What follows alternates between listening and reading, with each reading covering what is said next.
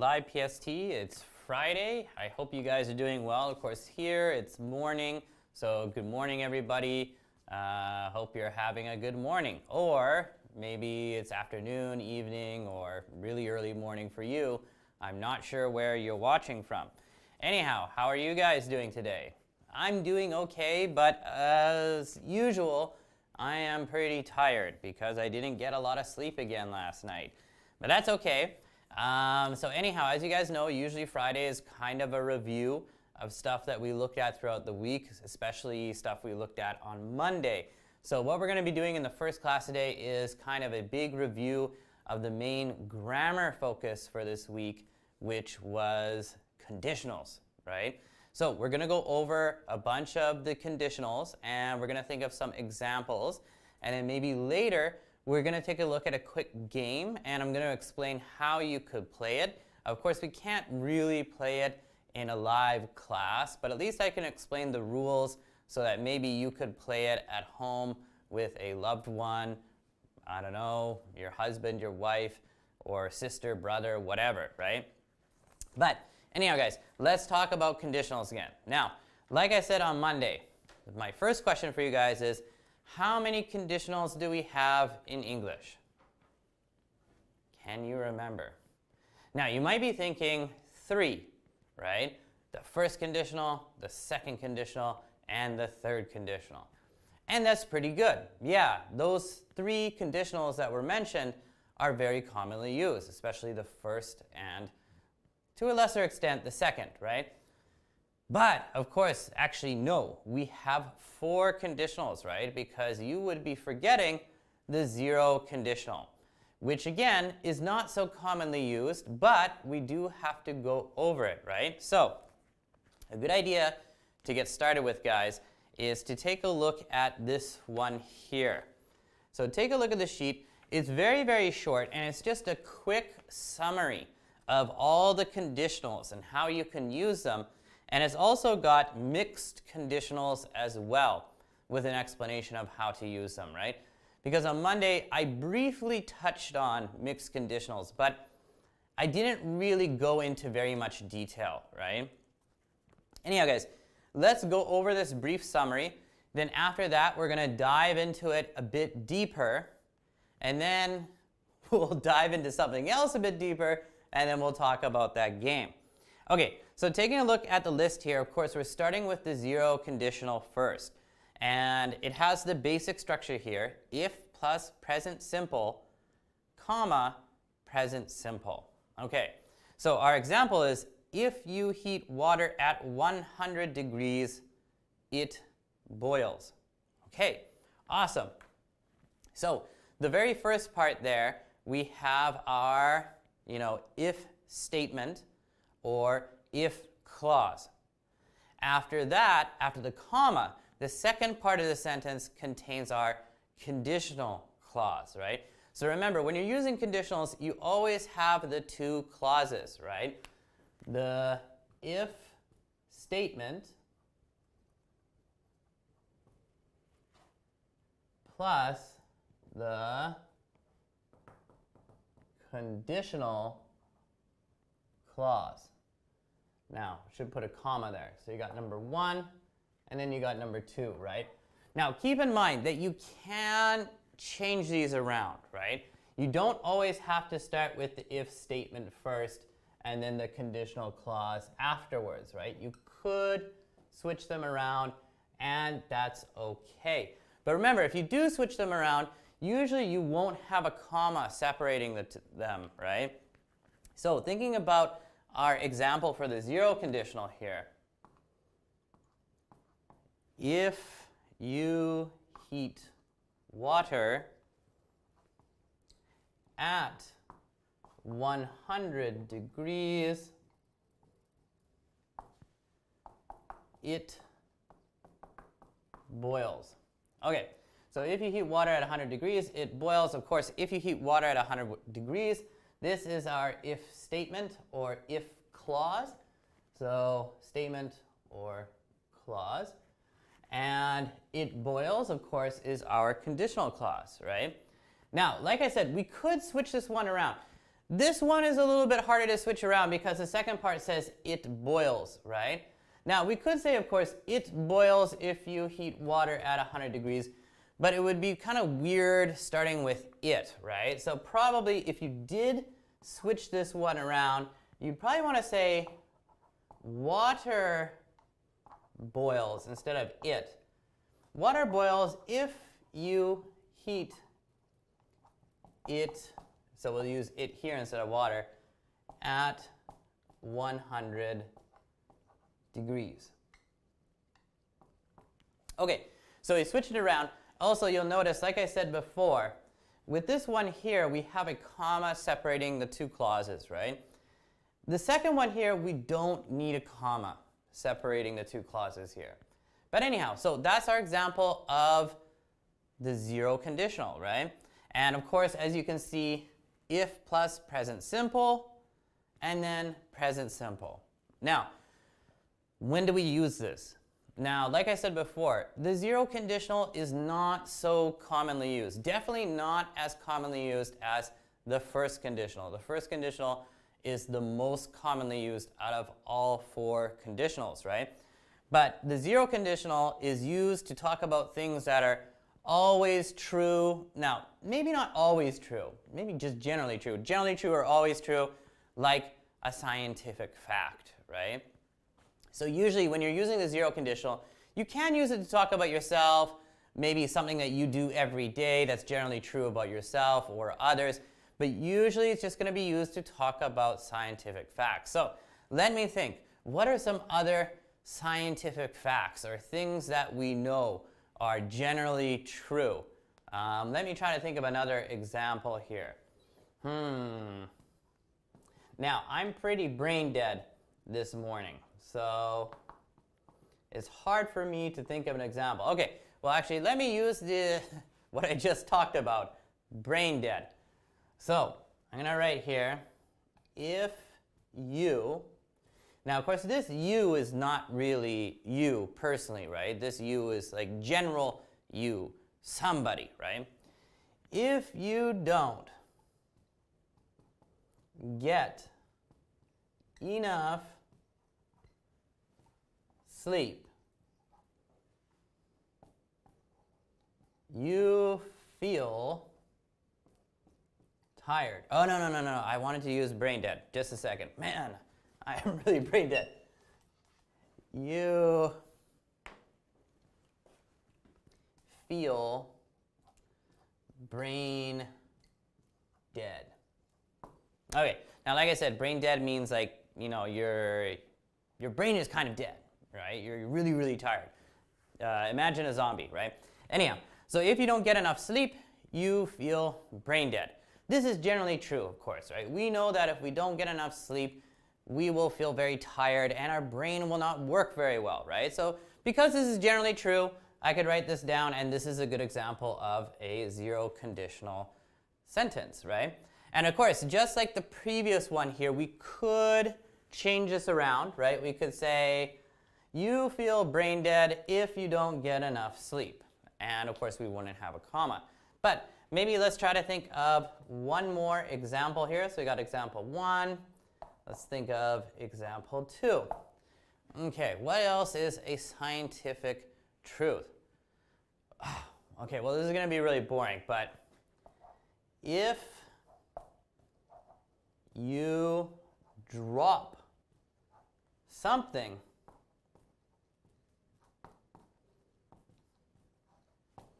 it falls. Now, I could add, you know, it falls because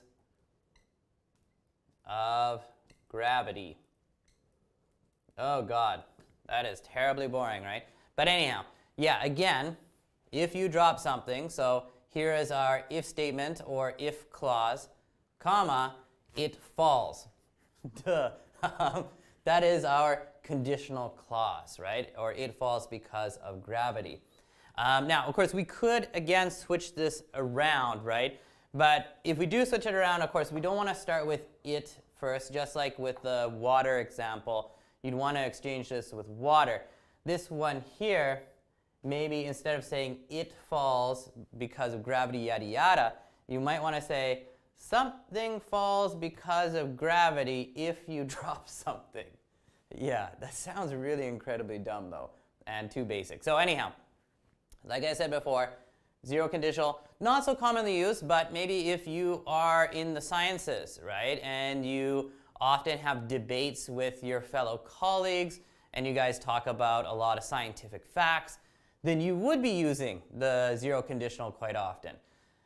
Regular people, yes, you do use the zero conditional, but not so often. Instead, regular people and most people, we most often use the first conditional when compared to many others. So let me erase the board, guys, and then let's take a look at the first conditional in more detail. But I'm going to keep, I shouldn't have erased that, right?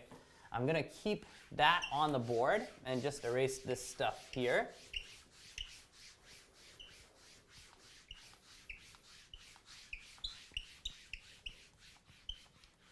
Okie dokie. All right, so we're looking all right here.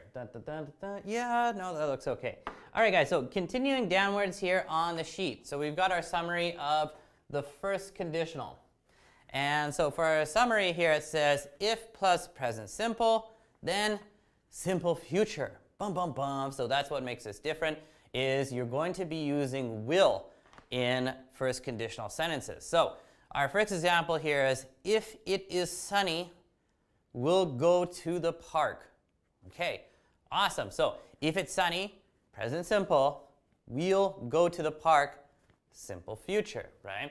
And not just that, of course, but let's take a look here. Just going to write that one on the board, guys. First conditional.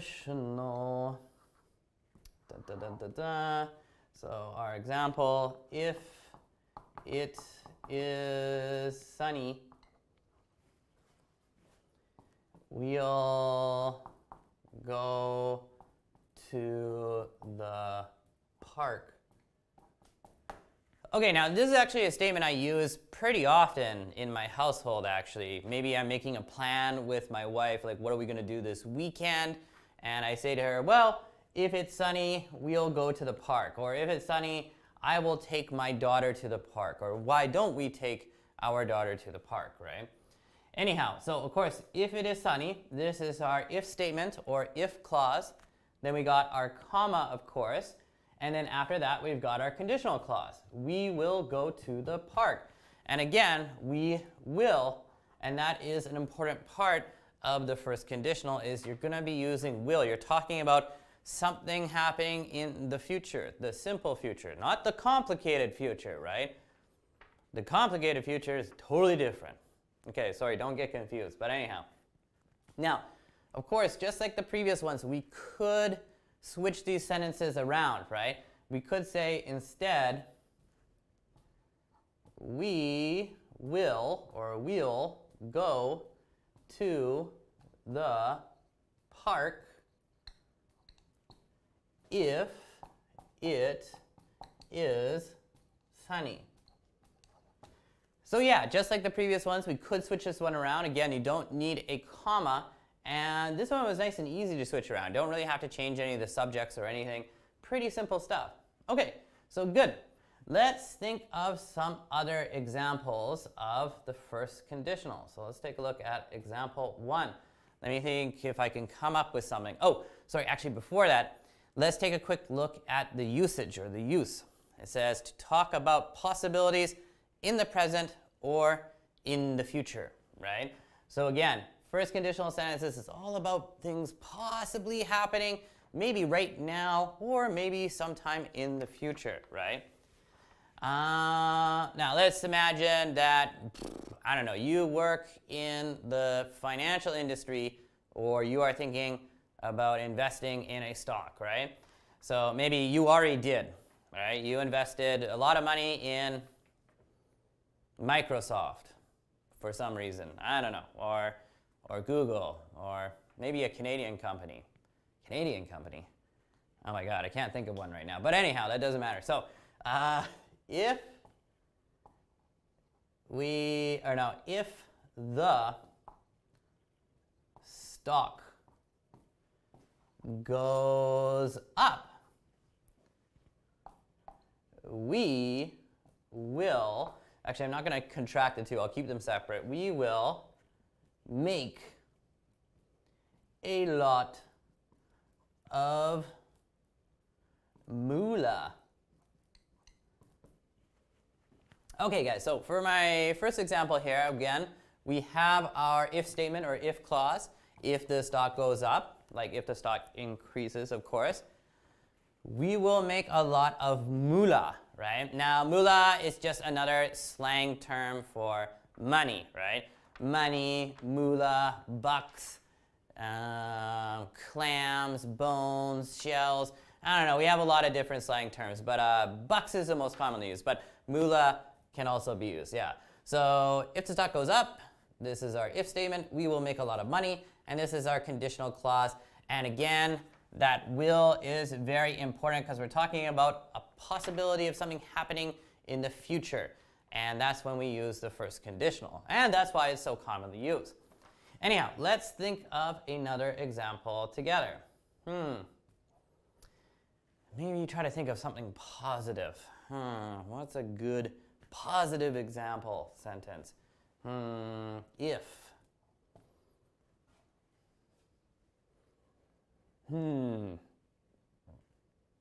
If. Okay, if we go to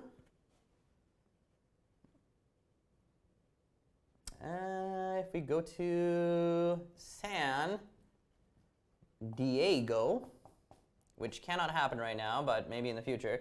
If we go to San Diego, we will have fun at Disneyland. Now, actually, I gotta think about this again. Is it Disneyland is it San Diego or Anaheim?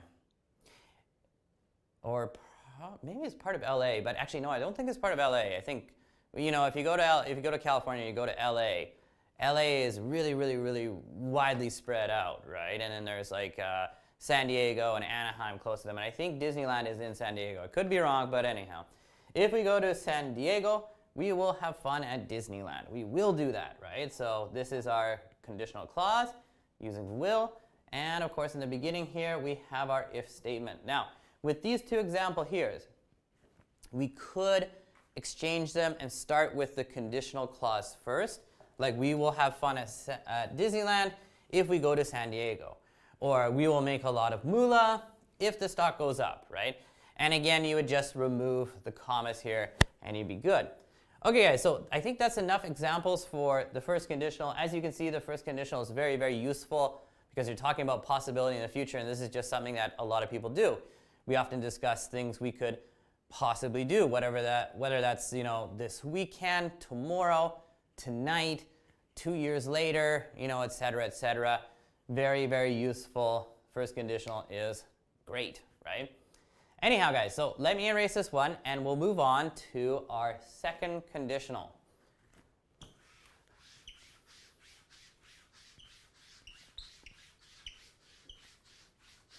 So I've been trying to give some positive examples, so maybe for the second I'll give a mix of positive and negative examples.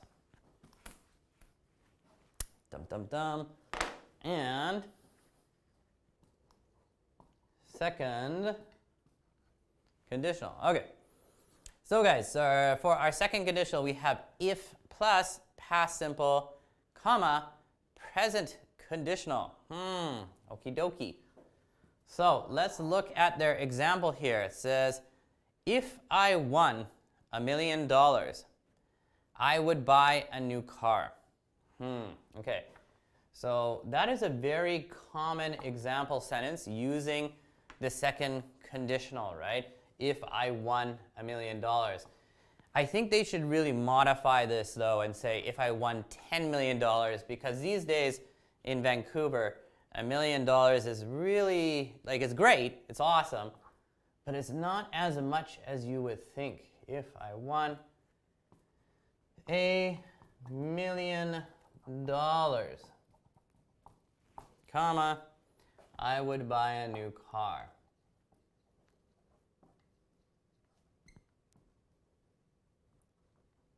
Okie dokie, guys. So, like all of our conditionals, the beginning, we've got our if statement or if clause.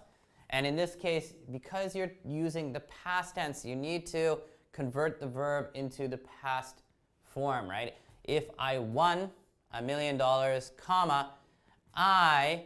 Now here, of course, we're not talking about the future, right? Instead of using will, you're going to use would. I would buy a new car. Now, why are we doing that? There's a good reason for this.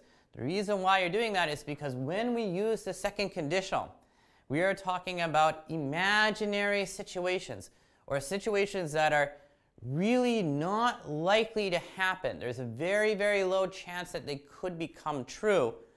And these situations can be in the present or in the future, right?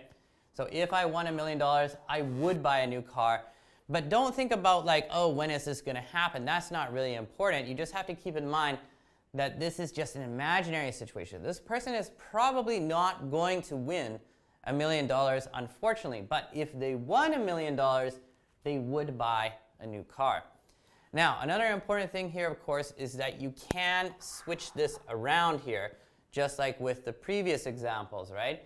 You could say, I would buy a new car if I won $1 million. And again, you just remove that comma. I know I keep saying that, but I'm trying to like drill that into your head, right? In a nice way. Anyhow, so let's think of some of my own examples here. Now, like I said, the second conditional, like I said on Monday, can also very commonly be used for giving somebody advice, right? If I were you, or if I were them, if I were her, if I were him, right? I would blah, blah, blah, blah, blah, blah, blah, blah, blah.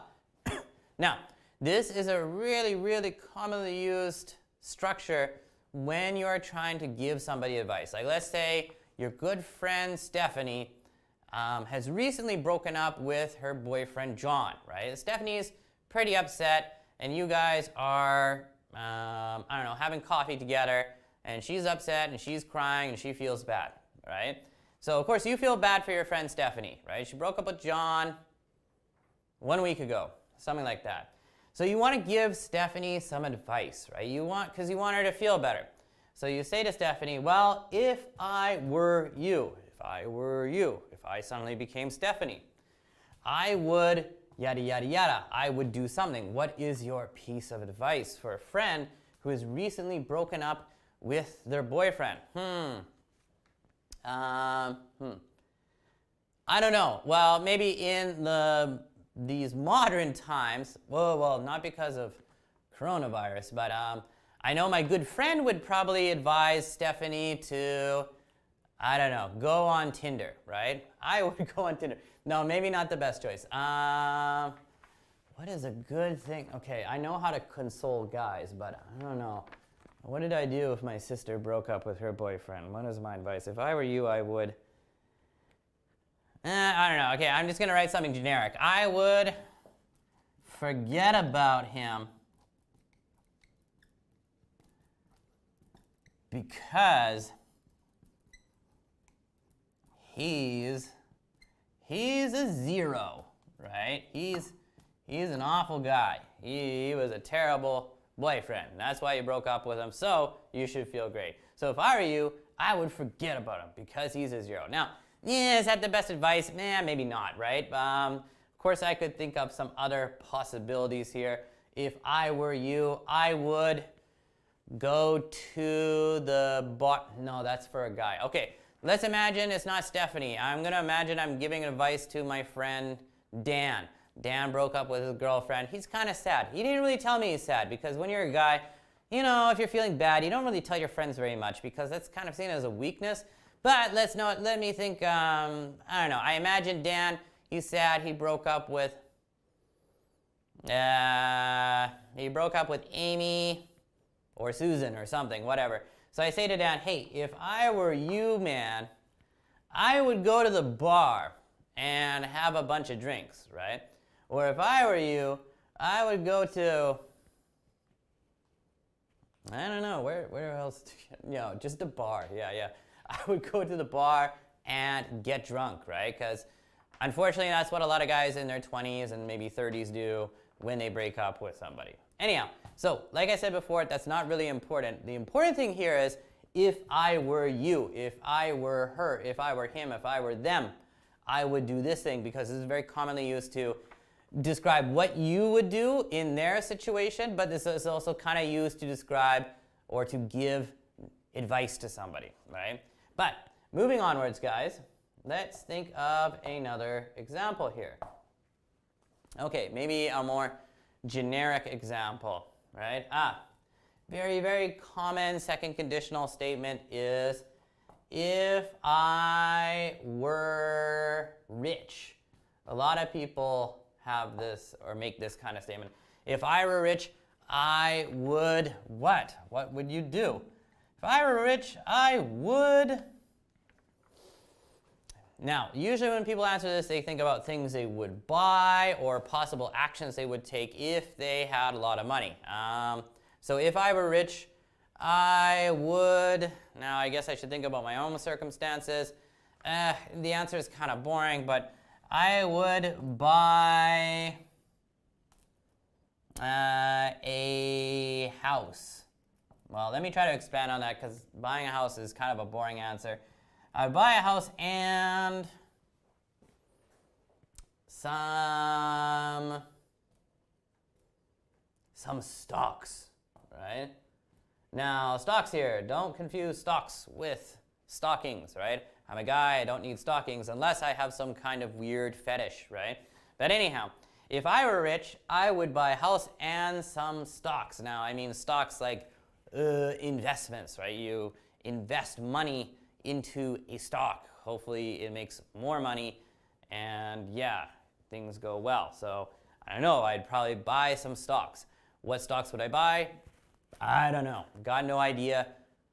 Maybe, I don't know. I'm trying to think of an up and coming company, but I can't think of one right now. Maybe Tesla.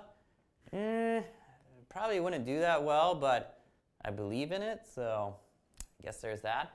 Anyhow, guys, so this is the second conditional.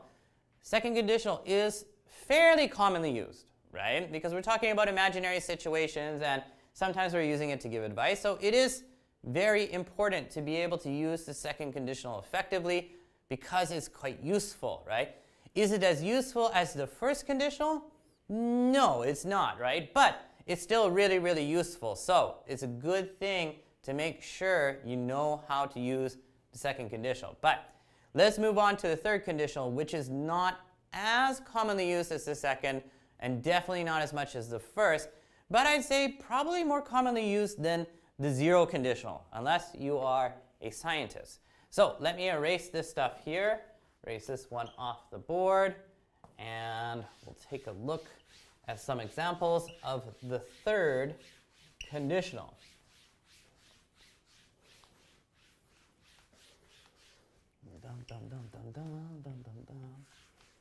Now again, just because I'm saying like, oh, this is not as commonly used, doesn't mean it's useless, and really, of course, you should try your best to learn this. But anyhow, so our third conditional, the structure of this here is that, you know, you got if plus past perfect, dun dun dun, so that's different, right? And then you have the perfect conditional. So this is a little bit more complex, it's a little bit more difficult, right? So let's take a look at our first example here on the sheet. If the weather had been good, we would have gone water skiing. Okay, sounds good to me. I feel like we talked about that on Monday, but if the weather had been good, we would have gone water skiing? Yep. Would have gone water skiing, which is actually really, really fun. Or actually, I shouldn't say that, because I've never actually been water skiing. But I've been what is it called? Kneeboarding. And kneeboarding is very similar to water skiing, except you're kind of kneeling down on a board, and then you're holding onto a rope which is connected to a boat, and the boat is driving around, and you're going around, and this is a lot of fun. Anyhow, so for the third conditional here, we've got our if statement or if clause, if the weather had been good. So of course here we've got the past perfect, had been good. And when you're using the third conditional, you're going to be using had quite often. We would have gone. Okay, we would have gone water skiing. So of course there's our perfect conditional, right? Now, what we're using this, or the kind of situation we're using this within, is we're talking about, if something had happened in the past, I would have done this thing in the past, right? So it's kind of similar to the second conditional in that you are talking about an imaginary situation, once again. However, this imaginary situation is occurring in the past and not in the present, right? So if the weather had been good, maybe they could say if the weather had been good last Saturday, right? Because this is in the past. We would have gone water skiing. Okay, so they would go, or like in the past, they might have gone water skiing if the weather had been good. But unfortunately, this means that the weather was not good on Saturday, so they did not go water skiing, right? Okie dokie. So that's our example there. And again, you could switch this around, trying to drill this into your heads. We would have gone water skiing if the weather had been good. So actually, it would have been really easy to switch this one around. You don't have to change any subjects or anything like that. Pretty simple. Bada bing, bada boom. So let's think of some other examples, right? Now, a lot of times when people use the third conditional, sometimes it can be used to express regrets about, things they wish they could have done differently, right? So maybe I feel like, oh man, I really should have gone to Harvard, right? If I'd gone to Harvard, wow, right now I'd be making so much money and maybe living in America. Wow, America.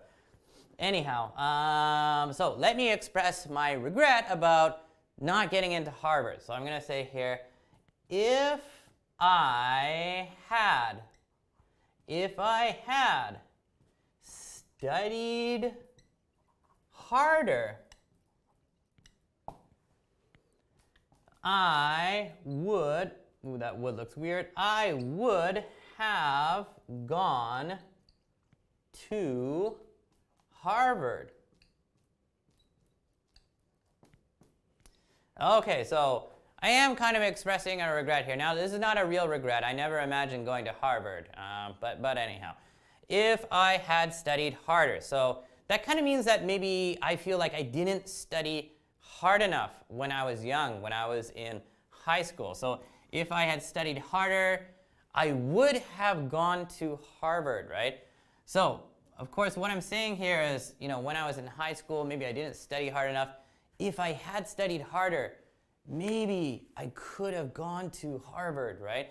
And then I'd graduate with an awesome degree from Harvard, and then I'd be so successful, hip, hip, hooray, right? So yeah, this is a good example here. And again, we've got our if clause and, of course, our conditional clause. And I don't know if that was a fly or something flying around, but of course, we could switch this around as well, right? I would have gone to Harvard if I had studied harder. Okay, so yeah, you can use the third conditional to talk about regrets you have about the past, right? But let's look at another example here, example 2. You can use it to express regrets about other people too, or about your country as well. So let me think about Canada. Where are some things that I think Canada could have done better?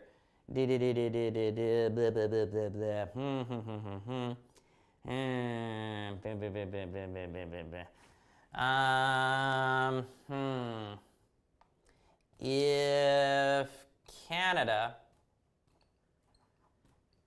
had, okay, this will be kind of a very negative one, and I don't mean to slam my country and sound really negative here, but if Canada had closed its, now it's the possessive form, borders sooner, I think less people would have died due to the coronavirus or COVID-19. Okay, so that's kind of a morbid, very negative example, unfortunately, but it's good to look at positive and negative examples of things, right? So this is a pretty long statement though, but of course we got if Canada had closed its borders sooner. So of course this is our if statement, and we have had, and we've got close, if Canada had closed its borders sooner.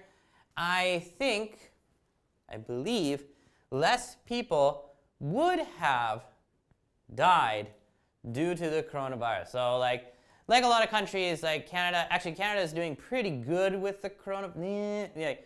Kind of good, better than average, not as good as other countries like Korea or Taiwan, or I don't know, I heard Serbia is doing really good, and some Balkan countries in Europe.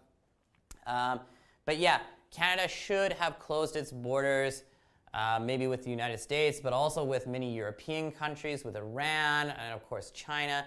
And Canada didn't do that because we were trying to be nice.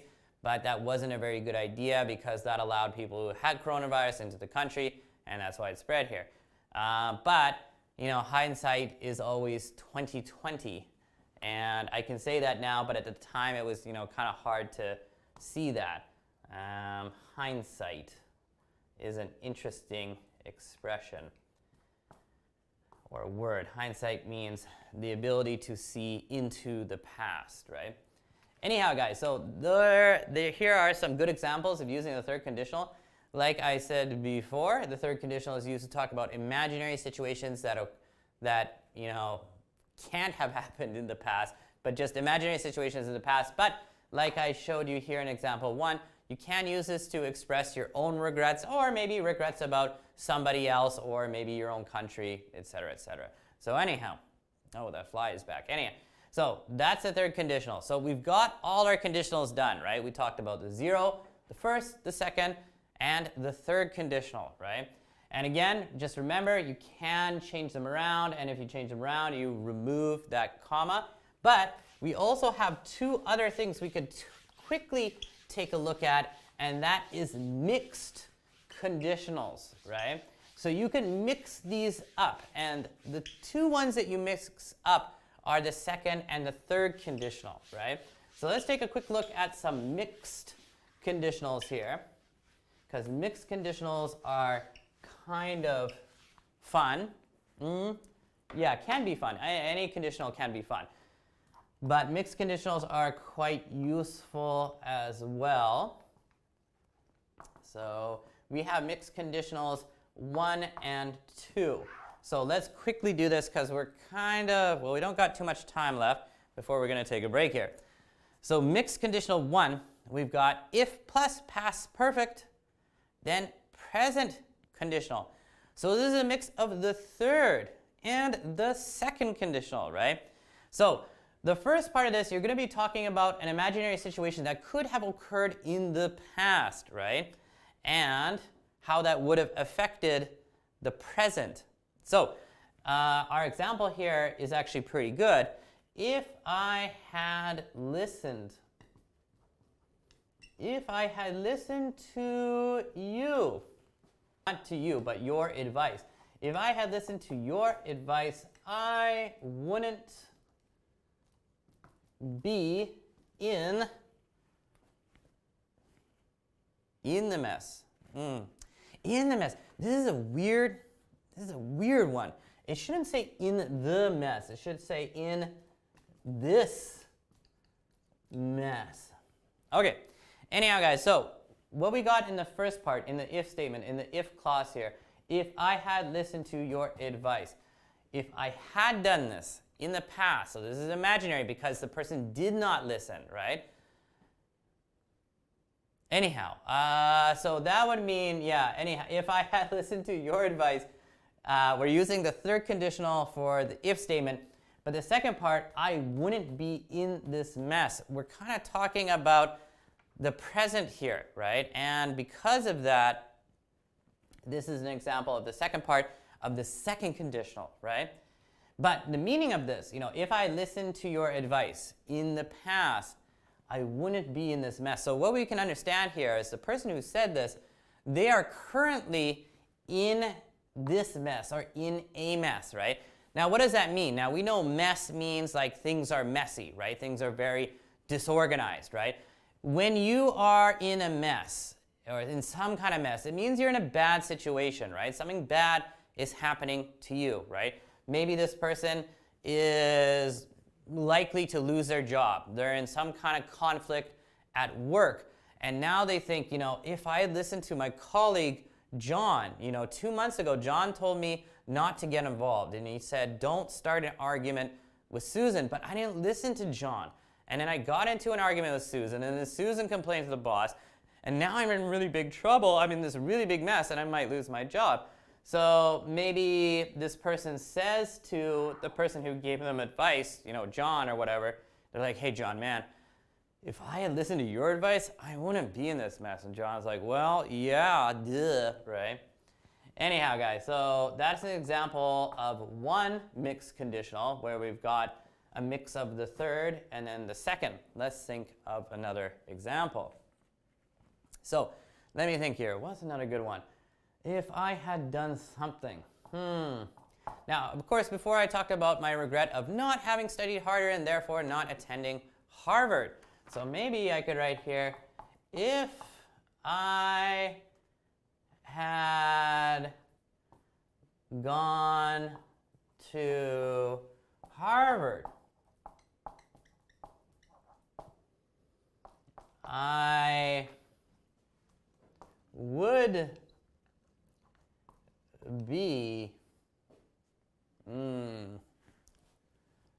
be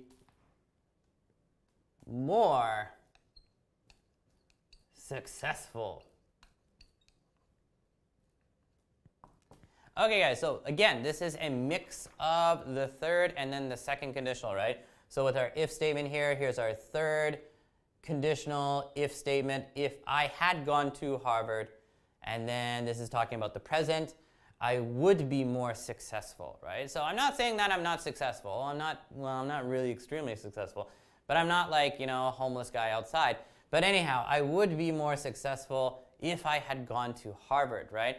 And again, with mixed conditionals, just like other conditionals, you can invert them, change them around, and that would be fine, right? I wouldn't be in this mess if I had listened to your advice. Or I would be more successful if I had gone to Harvard.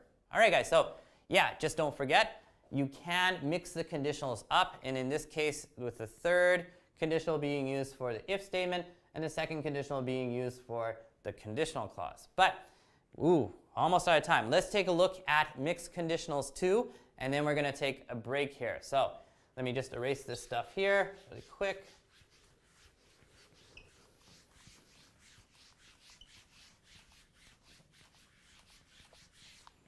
Mixed conditionals do, or two, do is French for two. And what do we got here? So mixed conditionals 2, we have if plus past simple, then perfect conditional. Right? So this one is different.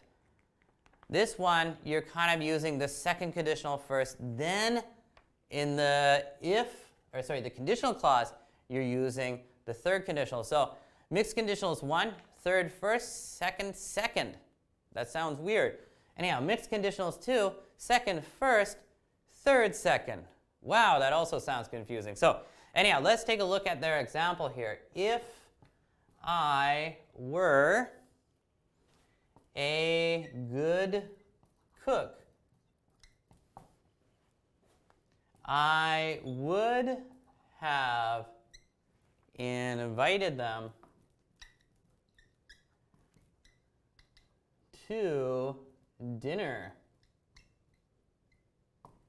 Okay, if I were a good cook. So this is an example of an if statement, an if clause, of course, using the second conditional, right? Because this is an imaginary situation, if I were a good cook. And then we have the second part, and this is using our third conditional for the conditional clause. I would have invited them to dinner. All right, so the meaning of this, of course, is that this person is basically saying that they are not a good cook, and that's why they did not invite them to dinner, right? So if they were a good cook in this imaginary situation in the past, they would have invited them to dinner. So it's similar to the first mixed conditional, right? Except you're inverting it. You're changing it around. You're starting with an imaginary situation first, right? If I were something, I would have done this in the past. Okay, so let's think of one more example, and then we're going to take a break here pretty soon. So my own example here. Okay, pretty simple one. Maybe a lot of people say something similar using mixed conditionals. If I were a genius. If I were a genius, if I were like Einstein and had an IQ of, well, I don't know what Einstein's IQ was, 180, 200, whatever. I would have, actually, I don't know what I would have done, but maybe I would have invented something cool. All right, so again, we have our second conditional if statement. If I were a genius, you know, this is an imaginary situation. If I were really, really smart, I don't consider that I'm dumb, but I'm definitely not a genius. But if I were a genius, I would have, in the past, right, I would have invented something cool, like a flying car. Or, is that cool? Yeah, that's cool, I guess, right? Or something along those lines. Okay, guys. Anyhow, so finally, we've gone over all the uses of the conditional, right? Remember, if you want to look into this more deeply, there's these sheets afterwards that go over the 0, first, second, third, and mixed conditionals in more detail. Of course, we're not going to go over that because I just went over it in quite a lot of detail. There's also another sheet that provides you with a quick summary of how all the conditionals are used here. So this is good. If you have some extra time, check it out, right? But the one thing we didn't go over here was this conditional board game, which is a lot of fun to play at home or in the library or in a cafe or on the street. Well, no, not on the street. You know, I don't know who you're going to play with. But this is really good. If you can find a partner at home, then you should play this. It could be a lot of fun. So what we're going to do, guys, is we'll take a break. And after the break, I'm going to go over this board game, just kind of explain it a little bit, maybe look at some examples with you guys. And then after that, we need to talk a little bit about vocabulary that we looked at on Monday. So we'll do a bit of a review with the vocab. And then we're going to do a tiny bit of speaking practice. But for the speaking practice, I'm just going to be going over some questions and giving some example answers. In our third class, we have our elective class, but I'm kind of worried about time, not sure how much we're going to get through. We'll see how we do with the elective. Anyhow, guys, let's take a 10-minute break. I'll see you again in 10 minutes.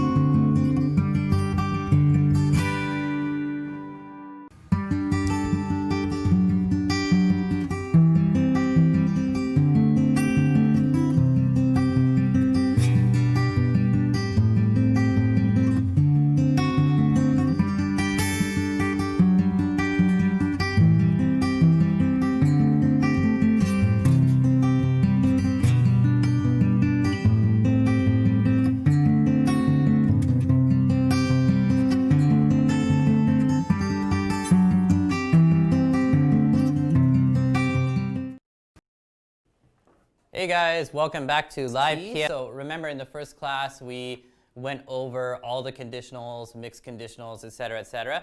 And what I was saying to you guys was that you should take a look at this board game here.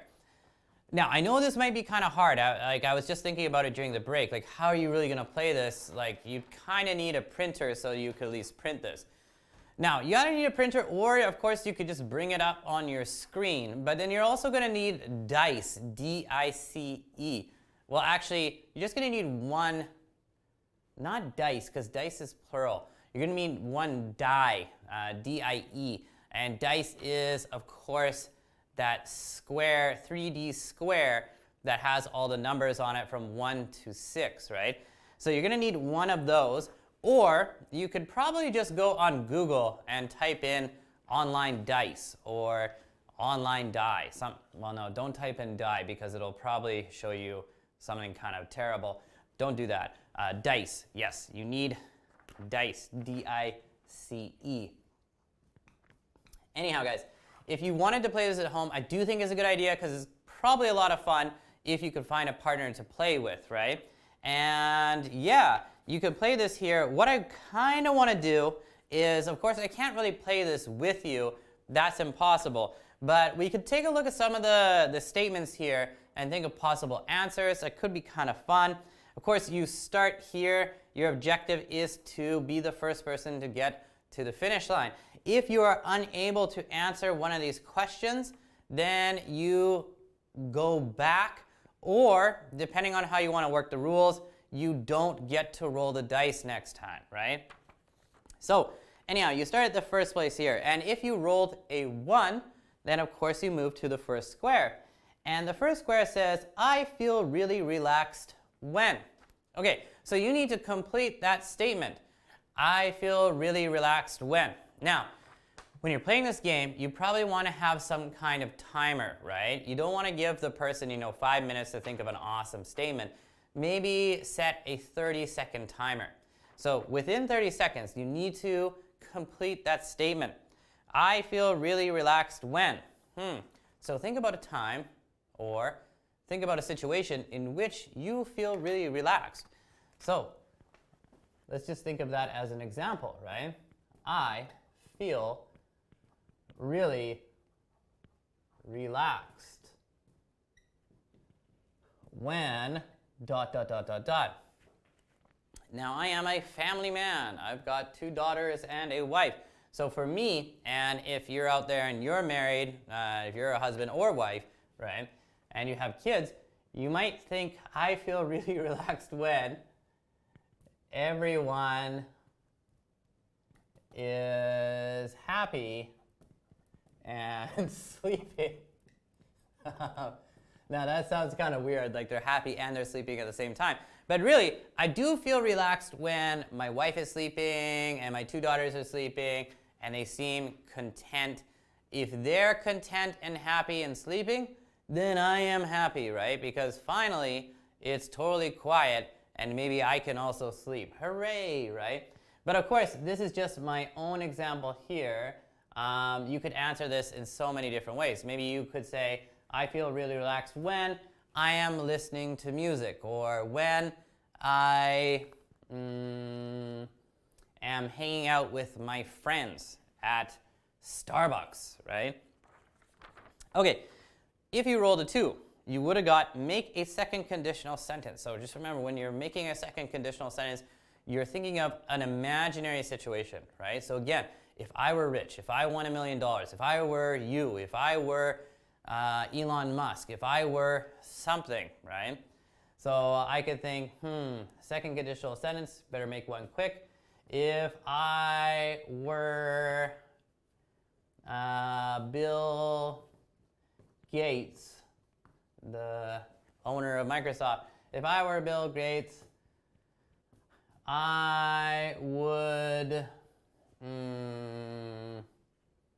build a huge castle. Okay, so that's kind of a silly answer, but it works, right? If I were Bill Gates, I would build a huge castle because, Bill Gates, of course, immensely wealthy, right? Very, very rich man. I think he's well, he was number 1 for a long time. I think right now number 1 is Jeff Bezos. And then maybe Bill Gates is number 2 or number 3. I don't know. It's always like a competition between him and Warren Buffett and Jeff Bezos, the owner and CEO of Amazon, right? But yeah, if I were Bill Gates, I would build a huge castle because I want to live in a castle. That would be awesome, right? Anyhow, so that's for the second one. And the third one here, if you rolled a 3, you would have gotten if I were a color. So if I were a color. So if you were a color, you probably want to think about what color would you be, right? If I were a color, I would be, well, I don't know. Yeah, if I were a color, what color would I be? Ooh, it's kind of hard for me. I'm not really an artistic person, so I don't really think about these things. Well, I don't know who thinks about these things, right? If I were a color, I would be dark blue because, I don't know, because I like the color blue, and specifically dark blue. Okay, boring answer, but anyhow, it works, right? And again, this one here, if I were a color, I would be dark blue because I like the color blue. This is an example of the second conditional, right? And this was also the second conditional. This one here, I feel really relaxed when someone is, or when everyone is happy and sleepy. This one is not really a conditional statement. That's okay. Not everything here is conditional statements. Most of them are, right? Okay, now if you rolled a 4, you would have gotten go forward 1 space, and then you would have got if you practice English every day. If you practice English every day, you will speak English fluently, right? So there's a first conditional sentence. Or above that, if I had been born extremely wealthy. Now we've got a third conditional sentence, right? If I had been born extremely wealthy, I wouldn't have had to work so hard, right? Or something like that. Make a first conditional question. That's a good one. If, first conditional sentence. If a vaccine for the coronavirus or COVID-19 is not developed, ooh, this is so terrible, is not developed, what will you do? So I just wanted to make a quick example of that because it said making first conditional question, right? This is a really negative question though. If a vaccine for the COVID-19, actually, shouldn't have said for the COVID-19. Sorry guys, I made a mistake because I was going to say for the coronavirus, but with COVID-19 you actually don't need the, so we'll remove that. If a vaccine for COVID-19 is not developed, what will you do? Now actually, maybe that's an important question, right? Although it's really negative, kind of a dark, kind of scary question. What will you do? Yikes. So if I think of this, if a vaccine for COVID-19 is not developed, what will you do? When you answer these kind of questions, of course, you want to repeat the first part of the question back. So you want to use the if statement or if clause first, right? If a vaccine for COVID-19 is not developed, I will probably move to the countryside because there's more space between people, so my family and I would be less likely to catch the coronavirus or COVID-19. Anyhow, as you guys can see here, there's lots of other questions. Lots of them are good or statements anyhow. If I hadn't ... how do you fill that in? If I hadn't met my wife, I wouldn't be so happy, right? Of course, you have to say that, especially if your wife is going to watch this. So you got to say something positive, right? You feel healthier when? You feel healthier when you exercise every day and take supplements and get enough sleep. and that's why I don't feel healthy right now, because I don't get enough sleep, I'm not really taking supplements, and I should get more exercise. If I have a holiday next year, if I have a holiday next year and the coronavirus is no longer a problem, if I have a holiday next year, I would like to go to Bavaria in Germany, because I really want to go to a beer hall and enjoy Oktoberfest. If you visit my country, wow, that's a tough one. If you visit my country, if you visit Canada, if you visit my country, I highly recommend going to Banff and the Rocky Mountains, because it's really beautiful. It's a great place. If I could have a superpower, that's a really fun one, because obviously this is a second conditional statement. If I could have a superpower, I would choose telepathy. And telepathy is the ability to read people's minds, because if you could read people's minds,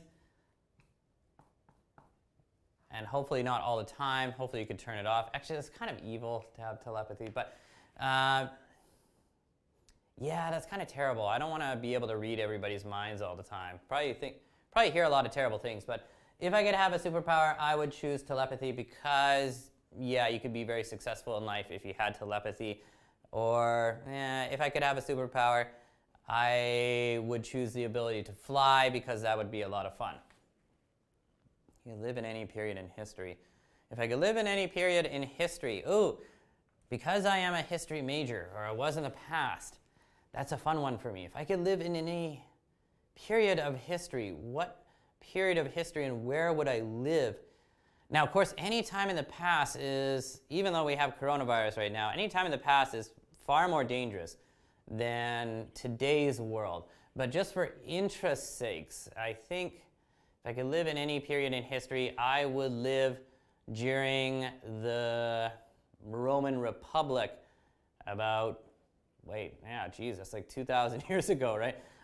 Because I just think it would be really interesting to live in Rome and to see how things operate in an ancient civilization, right?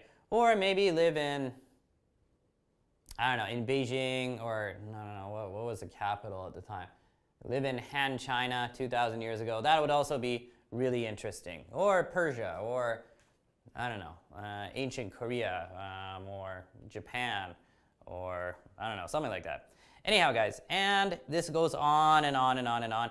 But like I said, this is really fun. Check it out. Play it with a partner. You just need to maybe print it or keep it on your computer screen, and then also get physical dice, or download a dice app on your phone, or just go to Google and type in dice and you should be able to get one. But we're going to move off of that, and we're going to do a very, very, very, very quick review of some of the vocab we looked at on Monday. Because I'm going to be going over this quickly, I do recommend that you take a look back at Monday's material and go over all the vocab in more detail than what I do with you guys today, because it might pop up on your quiz, right?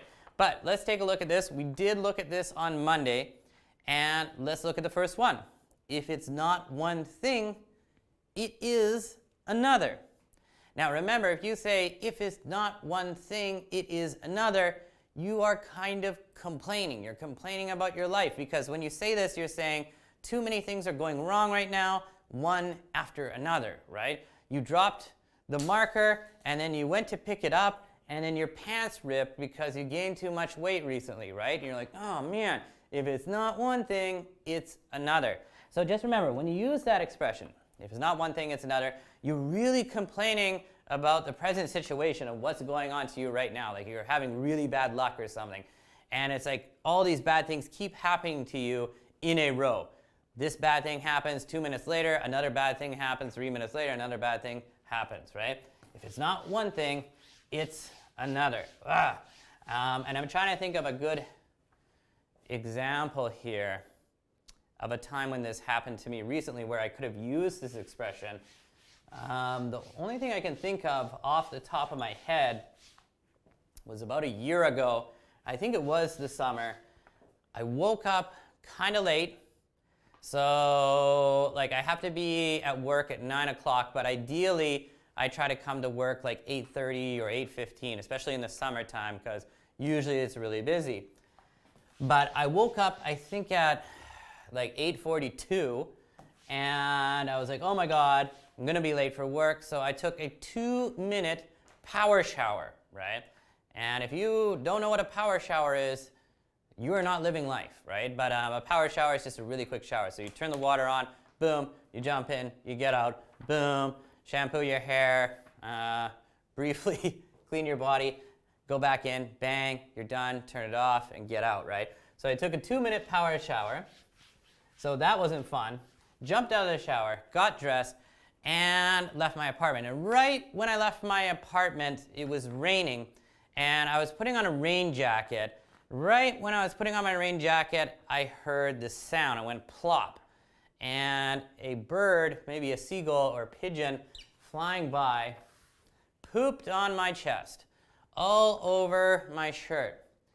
So I thought, man, if it's not one thing, it's another, right? Like I woke up late, I'm in a rush, and then I'm leaving, and I would have been to work on time, and then a bird pooped on me. So I had to go back, take the shirt off, clean up, put on another shirt, and leave. And of course, I was late for work. And when I had to explain why I'm late, it's not fun explaining to people that a bird pooped on your chest. So anyhow. Wow, what am I talking about? So let's move on to the second one we have here. If not, right? If not, very, very commonly used. When you say if not, you're just saying if something does not happen or if something is not true, right? So maybe you're making a plan to go to a restaurant with a friend, right? And you're like, hey, let's go to Faux Goodness on Davie Street. Then your friend says, well, what if it's closed or what if it's not open? So then you say, well, if not, then we'll go to McDonald's instead, right? So if not means if something is not true, then we will do this alternative thing, right? So usually this is used when you're coming up with a plan, and if something is not true or if something is not going to happen, you say if not, and then you offer some alternative to the plan or the idea, right? So if not, pretty good one. Next one we have is if push comes to shove. So if push comes to shove, remember push and shove have a similar meaning, right? Physically, push and then shove, right? So shove is basically a stronger verb than push is, but they have the same meaning, but shove means you're using more force, right? It's more forceful. If push comes to shove. The meaning of this, if you say if push comes to shove, it means if we have to use force, or if somebody is pressuring me more and more, then what, right? So let's think of a situation in which you would use this. Let's say you are trying to convince somebody. Okay, let's think of a very extreme example, right? Let's say your good friend Brian, you noticed recently that Brian is drinking too much. And you're starting to get concerned about Brian. You're starting to think, ooh, Brian might be an alcoholic. And maybe Brian needs some actual help, right? So you and your friends devise a plan, and you think, okay, so we're going to sit down with Brian, and then we're going to try to convince him to go to rehab or rehabilitation, a place where he can receive treatment for his alcoholism, right? Wow, this is a really weird example. And then somebody says, well, what if Brian doesn't willingly go to rehab? What are we going to do? So then you say, well, if not, then we will force him to, right? We will physically pick him up and carry him to the rehab, throw him in there, and then he'll get better, right? So another person could say, okay, great. So if push comes to shove, then we will force Brian to go. And you're like, exactly, right? So if something doesn't work, then we're going to have to do something more forceful, or we're going to have to take a greater amount of action. And that's when you use if push comes to shove, if we have to use force. It doesn't always have to be physical force, but it just means you have to take a stronger action, right? Okay, next one we have here is if so. Now, if so, you use this, and this is also very commonly used. Use this when you're saying if something happens or if something is true, then what are you going to do, right? So let me think of an example here. If so. Yeah, maybe again, you and your friends are discussing something, or you and a loved one, right? Let's say you and your SO. What is SO? Well, SO stands for significant other. And that should be easy for you guys to guess. Significant other. Significant other means your wife, boyfriend, girlfriend, yada yada. Somebody that is important to you. Wife, husband, BF, or GF. But it has to be somebody you're romantically involved with, not a really good friend or a dog or a cat, even though you love your dog or cat, right? But anyhow, you and your significant other are talking about you getting a new job, right?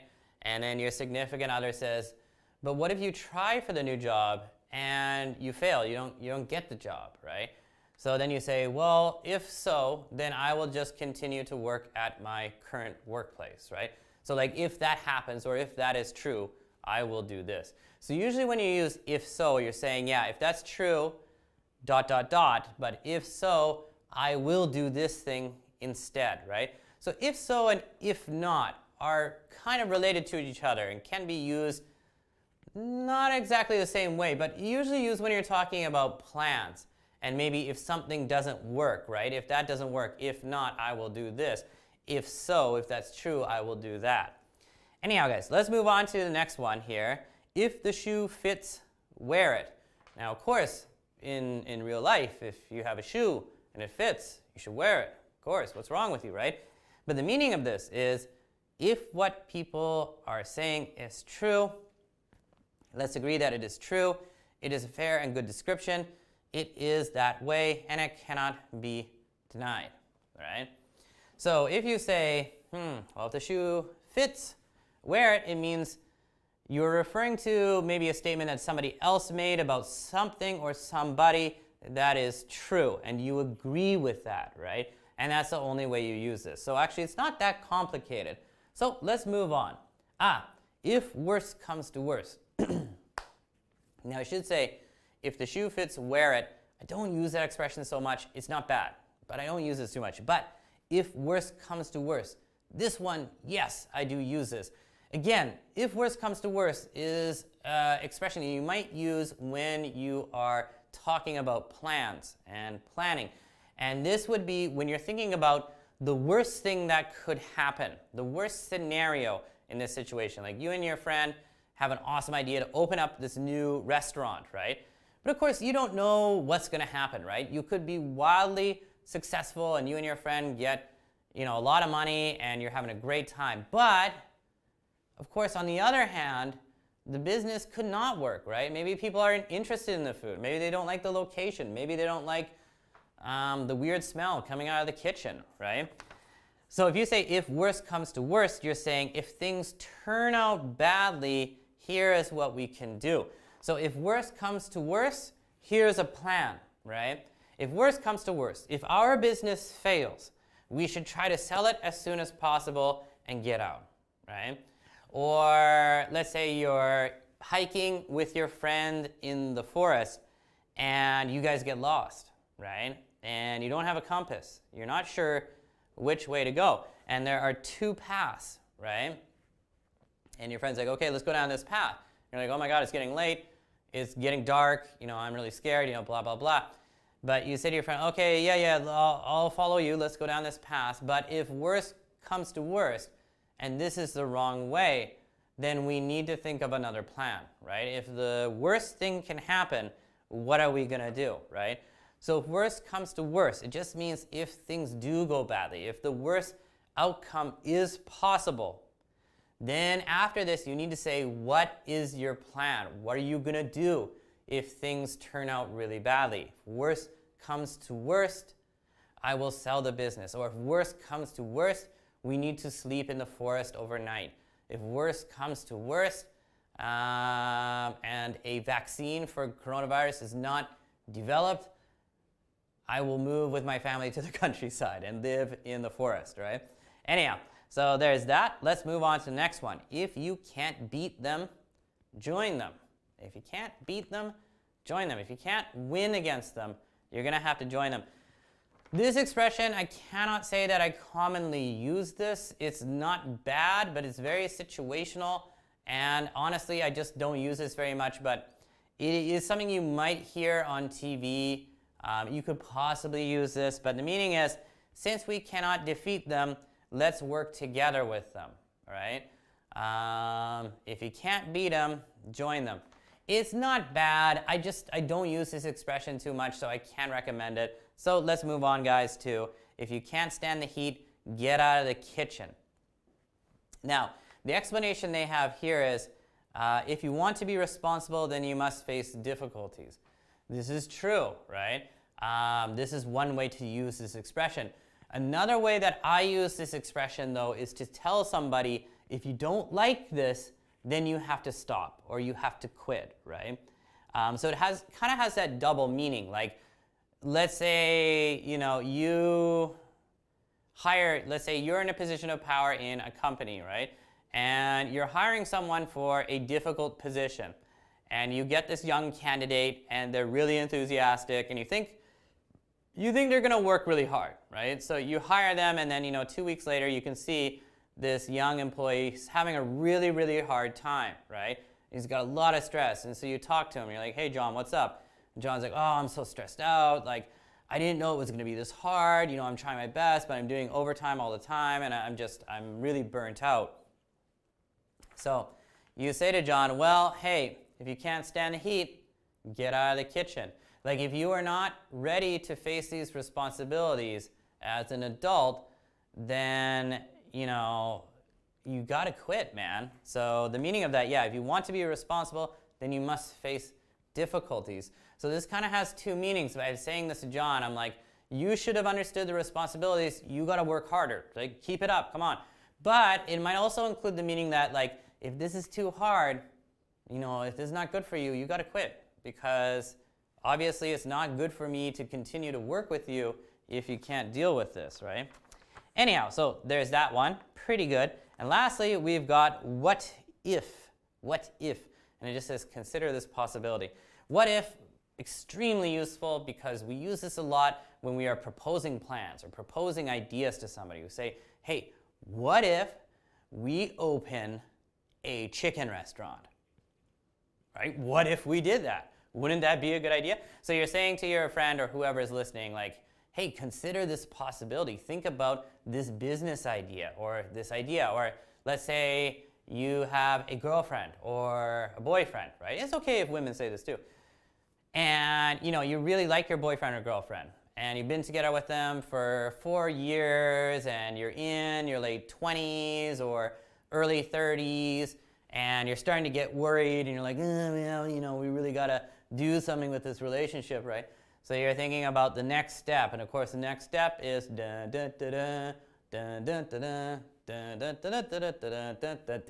right? Okay, just kidding. But the next step is probably marriage. So you want to propose to your partner, right? Now, obviously, if you want to do that, you probably shouldn't bring it up in a question like this. But maybe you say to your girlfriend, like, hey, what if we get married? What do you think about that? Good idea? Or maybe, you're a girl, and it's becoming more common in Canada or the States for maybe the girlfriend to propose marriage to the guy.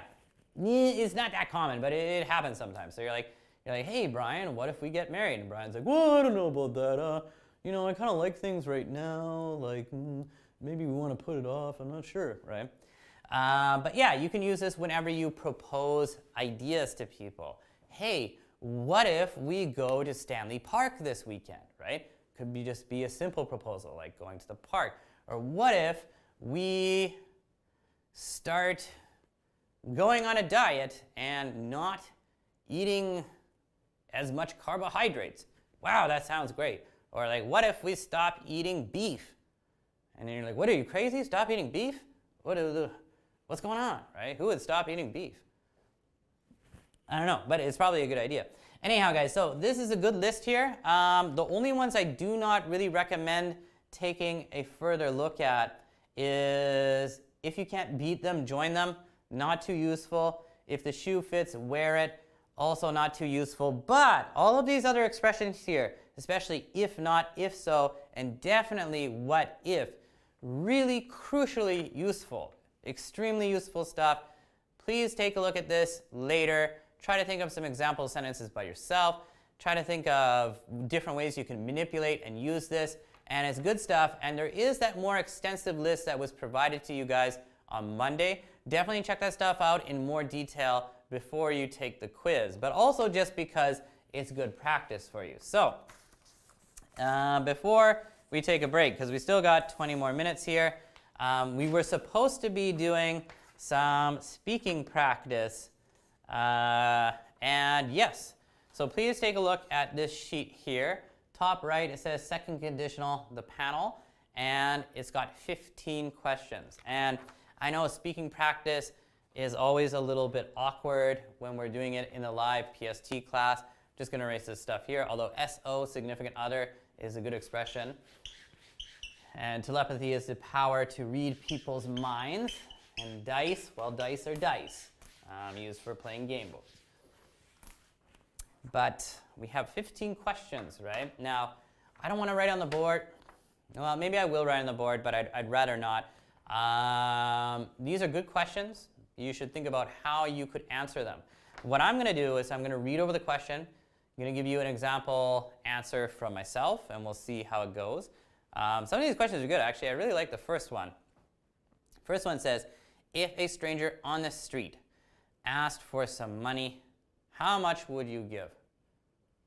That's a weird question because I think the second part here should say, would you give him any money or would you give her any money? But this is asking, how much would you give? Like you are like definitely going to give them money. Well, they don't know me.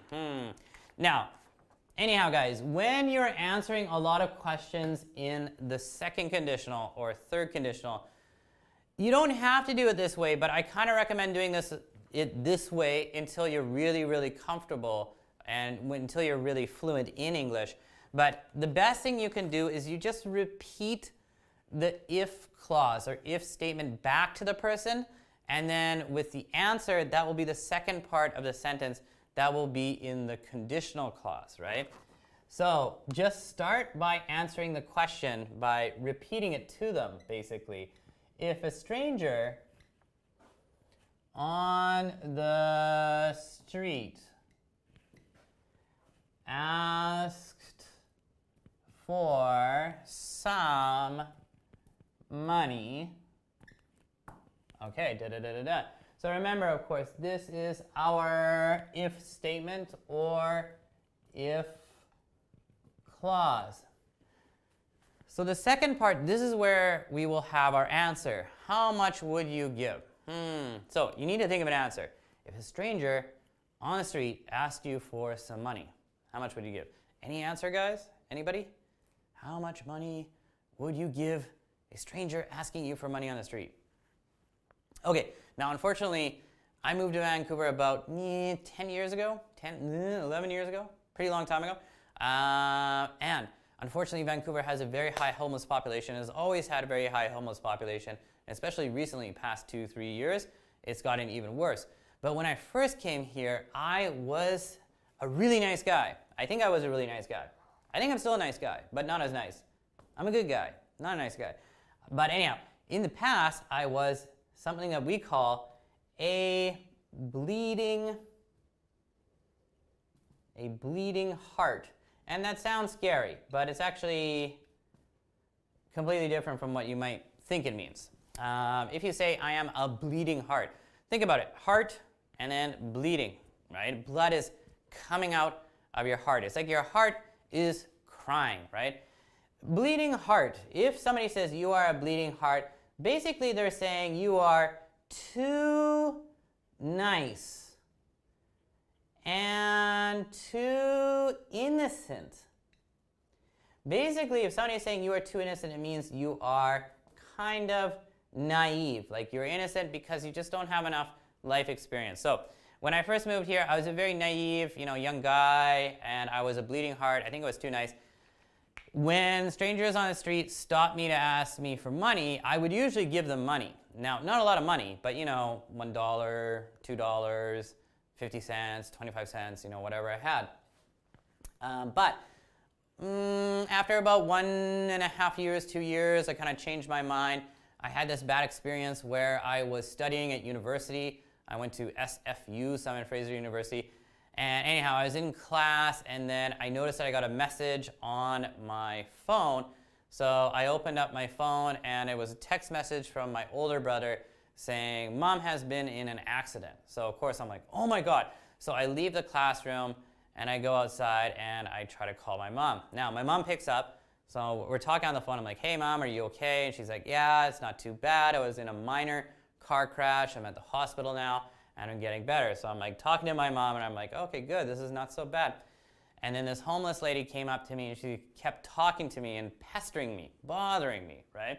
She said, "Give me some money. I just want some money. Do you have any money? Blah, blah, blah, blah, blah." And she was being annoying, and I was trying to talk to my mom, so I thought, it's probably best just give her some money so that she'll be quiet or shut up and leave me alone. So I reached into my pocket, and I just don't have that much change. So I think I took my hand out, and I had 2 dimes and 2 pennies. And this is when pennies were still used in Canada. Pennies were 1-cent coins.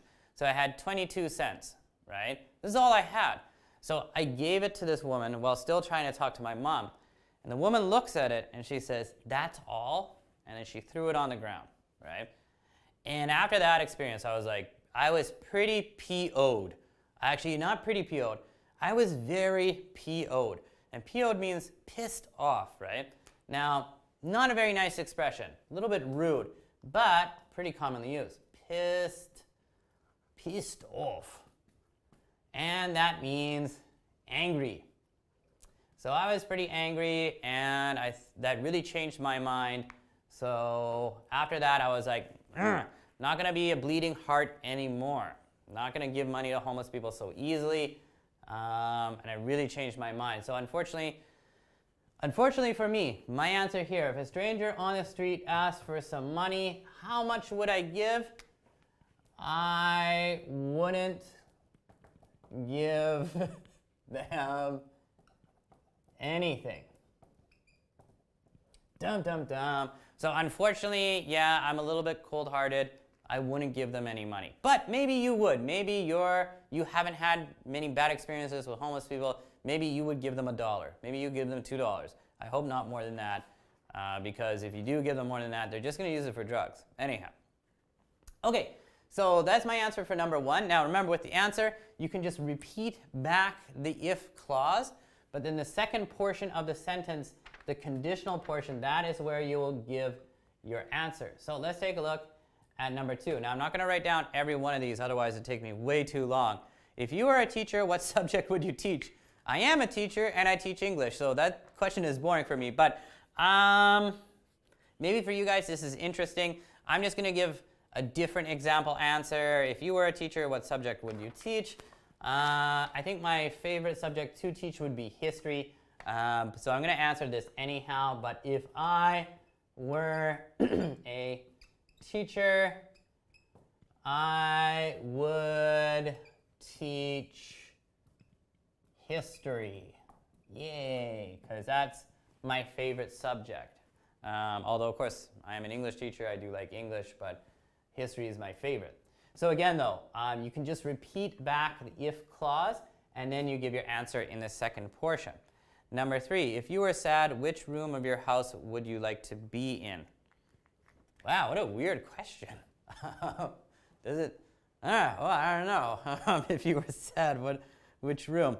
Doesn't matter. I'm a father. I can't be sad. Or no, I can be sad, but I don't show that. I have to go outside and I don't know, just not be angry. If you were sad, which room of your house would you like to be in? If you were sad. If I were sad. Which room of your house? So again, you can repeat back the if clause portion of the question in the answer. If I were sad, but of course remember, you got to change the you to I, right?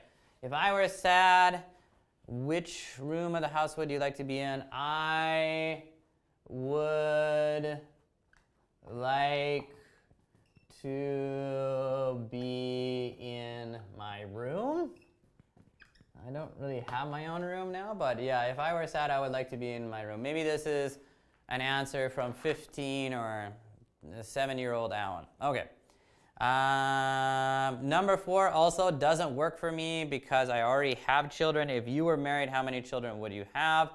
Again, you could say if I were married, I would have 2 children. I would have 1 child. I would have 3 children. Or maybe you're not the kind of person that wants to have kids. That's fine. If I were married, my spouse and I would not have children, and that's okay. And number 5, if you were an animal, ooh, that's a fun one. If you were an animal, which animal would you be? If I were an animal, I would be a penguin because I like cold weather, and penguins live in cold place. No, I can't think of, no, why did I pick penguin? No, I definitely want to be a penguin. No, if I were an animal, I would be maybe some kind of bird, falcon or eagle, because I think flying around would be a lot of fun. Number 6, if you could live wherever you wanted, where would you live? If I could live wherever I wanted, where would I live? I wish I could live in multiple places throughout the year. I wish I had a house. I wish I had 4 different houses in 4 different countries, and then every season I could move to a different place. That would be a lot of fun. But if I could live wherever I wanted to, where would you live? Well, Vancouver is pretty good if you have a lot of money, but if I could live wherever I wanted to, where would I live? Oh, that's really tough. I don't like hot weather, so I don't want to live in a hot place. Living in Hawaii or California would kill me. Even Asia in the summer, East Asia, like Japan or Korea in the summertime, it's way too hot and humid. Blech. The weather is killer. Wouldn't really want to live there just for the summer. Any other season though, Japan or Korea would be viable options and really fun because you guys got awesome convenience stores and fun bars. But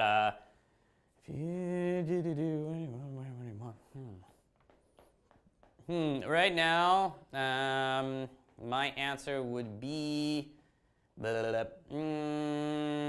maybe Scotland in the UK because I like the weather there is usually cloudy and rainy. I know it's weird, but I like that kind of weather. So if I could live anywhere, I would like to live in Edinburgh, Scotland. I think that's the capital of Scotland in the UK, and I like history, so it's also a good pick for me. So yeah, we're gonna go with Scotland. Okay, if you were a famous actor, which one would you be? This is too easy for me. If I were a famous actor, of course I would be Tom Cruise. Because we're about the same height. Tom Cruise, very short guy. Me, well yeah, I guess I'm also a short guy. But Tom Cruise is about 5'7", I'm about 5'7". He's got brown hair, I got brown hair. That's about the only similarities. But I like Tom Cruise, even though he's kind of crazy and belongs to a cult. So yeah, just remember guys, when you're answering these, first part, just repeat the question back. Second part, give your answer, right? So maybe I should actually be writing more of these on the board, but anyhow. Yeah, let's think about that one again. Number 7, if you were a famous actor, you know, who would you be? If I were a famous actor, I would be Tom Cruise because we are almost the same height. Or maybe we are. I don't know. That probably seems like a really weird answer. But I think Tom Cruise, pretty good actor. He's in a lot of like fun action movies. I think that'd be really cool to be Tom Cruise, but I wouldn't want to be part of a crazy cult. But anyhow, let's take a look at number 8, guys. If you were in your room right now listening to music, this is an interesting question. What kind of music would you be listening to? So yeah, repeat the first portion back. If I were in my room right now listening to music, comma, then it says, what kind of music would you be listening to? Okay, so I think with this one here, you could just, for your answer, you could just think of a genre of music. Would you be listening to jazz, hard rock, pop, K-pop, J-pop, C-pop, Canadian pop, rock and roll, rap, gangster rap, trap, etc., etc. Or I think you could just give the name of a specific band or pop star that you like listening to. Now for me, if you're in a room right now listening to music, what kind of music would you like listening to? What kind of music would you be listening to?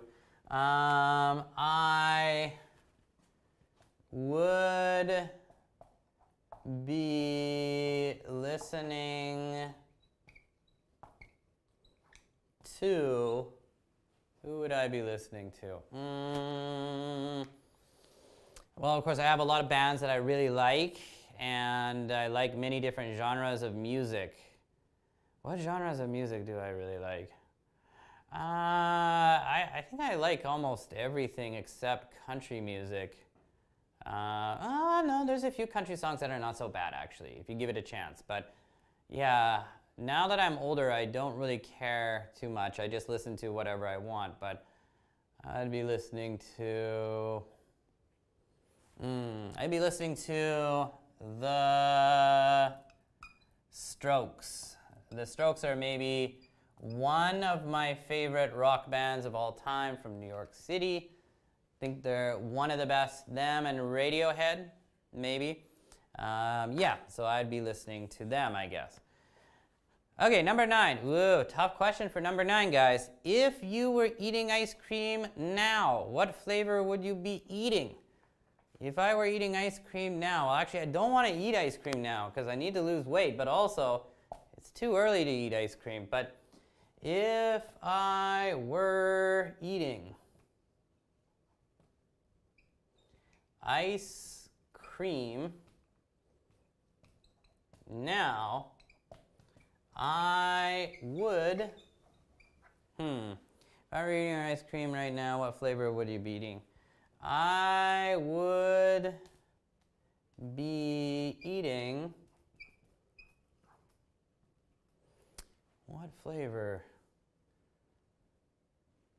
Well, it's kind of breakfast, so maybe like a breakfast ice cream. An ice cream that tastes like sausage, eggs, and toast. No, that's too weird and really disgusting, but I'd be eating, okay, I'm boring. I'm just going to write chocolate ice cream. But actually, I probably wouldn't do that in the morning. That'd be too weird. Okay, anyhow, guys. So as you can see, these are not too hard. I think what we're going to do here, guys, though, is we're going to take a break.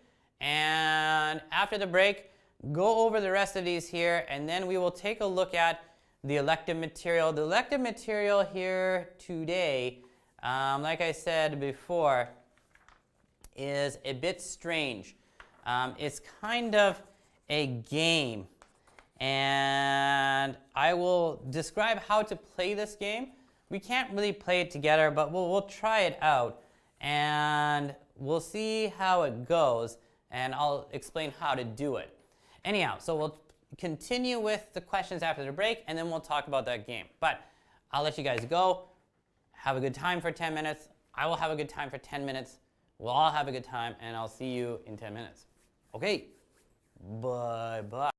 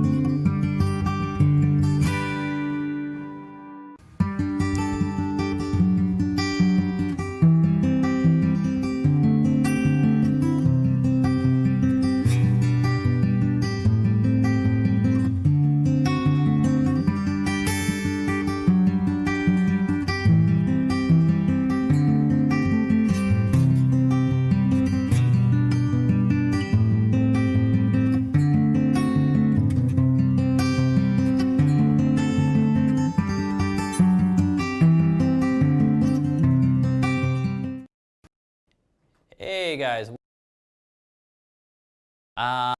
Break. We're going to continue onwards here with this speaking stuff here.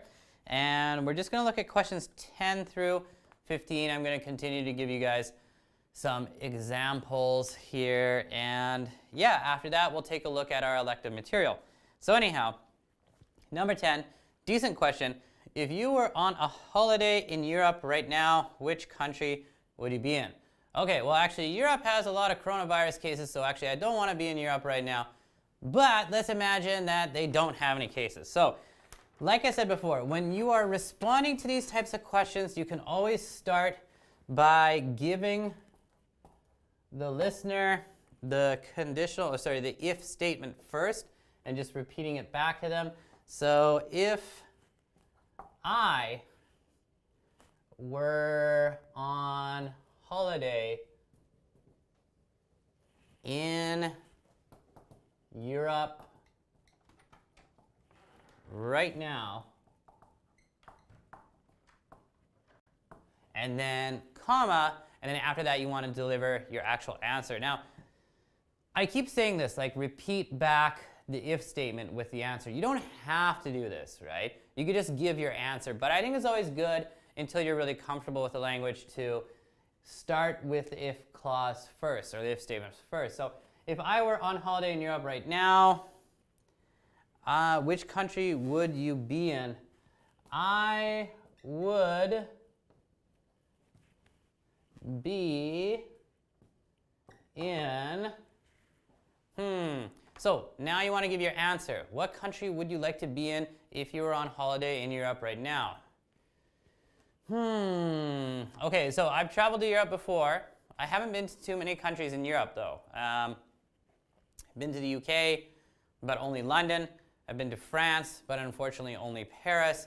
I've been to Germany, but I went to Berlin and Frankfurt. I've been to the Netherlands. I've been in Amsterdam, of course. And I've been to Italy and to the Czech Republic. In Italy, we went to Florence and Rome. Florence, I highly, highly recommend.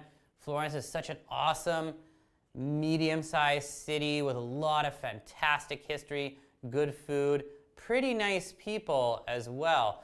So actually, I highly recommend Florence, much better than Rome. Rome's a fantastic city too. You know, I think Rome is called the Eternal City, like the everlasting city, right? And Rome has a lot of great history as well and good food, but it's kind of a big, messy city. It's kind of dirty, so I'd have to recommend Florence. But I wouldn't be in Italy. If I had to be in any of them, I would be in the Czech Republic.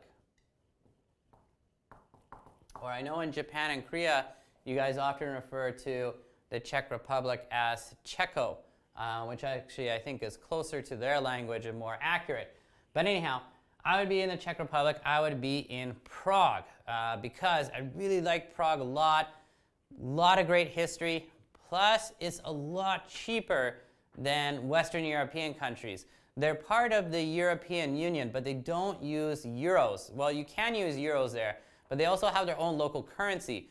So it's far, far, far cheaper.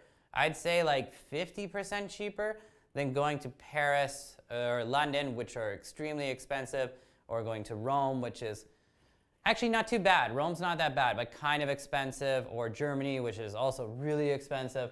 The Czech Republic, much cheaper, great accommodations, great history, great buildings, great architecture. Food is actually quite good in the Czech Republic.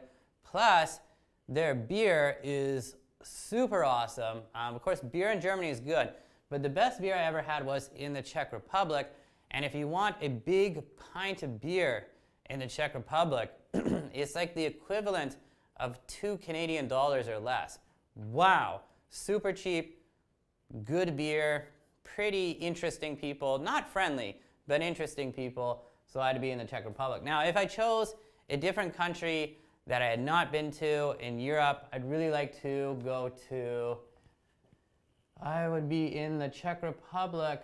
Actually, I'm going to change this. I would either be in the Czech Republic, or if I could choose another one that I haven't been to, I'd go to Poland, because I heard Poland, they also got great beer, they don't use the euro, so it's much cheaper, blah, blah, blah. They also have great history, so maybe Poland. Anyhow, that's just me. Maybe you guys want to go to Italy or France or Spain. I've heard really good things about, maybe Spain. Anyhow, number 11, guys. If you had to choose only one of the following, would you be extremely rich, good looking, intelligent, or strong? Now, this is a good question. Such a tough one, right? So if you had to choose only one of the following, okay, so I'm repeating this one. If I had to choose one of the following,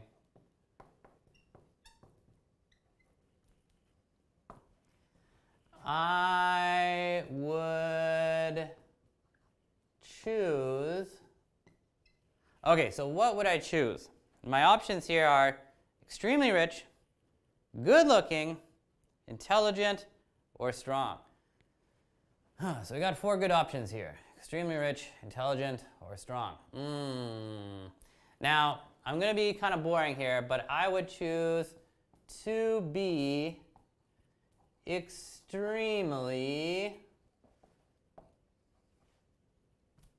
rich. Okay, now why would I choose extremely rich? Well, if I were extremely rich, then, I could pay a personal trainer to come over to my house to work out with me, and then I could lose a lot of weight and then be kind of good looking, right? At least, right? So I'm not really worried about being good looking, because if I got enough money, I could also pay for plastic surgery. So maybe I could look like Tom Cruise. I don't know. Intelligent. Being intelligent is great, but actually a lot of studies have shown that there is not really a good correlation between being intelligent and being rich, right? A lot of intelligent people do become rich. However, a lot of intelligent people also do not become rich, right? Because getting rich in life often depends upon not just intelligence, but also how to work with people and how good you are socially with others, right? So being intelligent would be awesome. I would like that, most likely. But yeah, I'd rather be extremely rich or strong. Yeah, being strong would be cool. I don't know. I guess I could lift up some big weights, but I don't really see a very useful purpose for being really, really strong. It'd be fun, but again, if I'm extremely rich, I'm just gonna pay for a personal trainer to come to my house and a chef so they could help me work out, so then I could be kind of good looking and kind of strong. And then and then maybe also, if I was extremely rich, I'd have a lot of time to watch TED Talks, so maybe I'd also become more intelligent, right? So yeah, being extremely rich would kind of fix those other things. Okay, anyhow guys, number 12, if you had to choose only one subject to get an A in, which one would it be? Okay, so you gotta think back about school and all the subjects, right?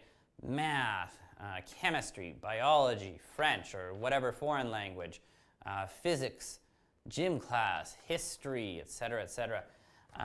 So I'm just going to repeat back the first part. If I had to choose only one subject to get an A in, I would,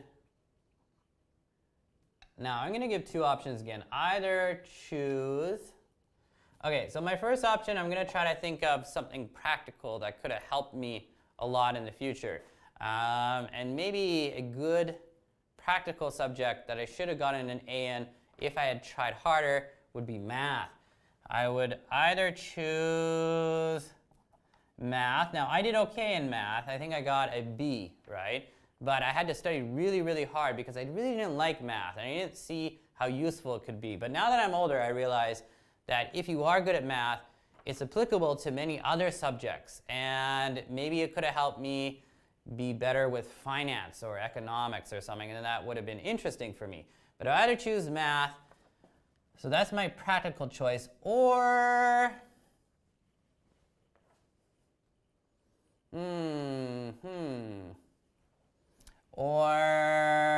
history.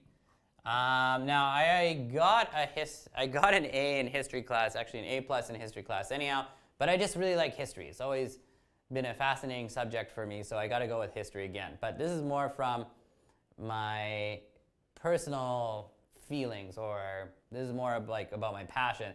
This is more about practicality.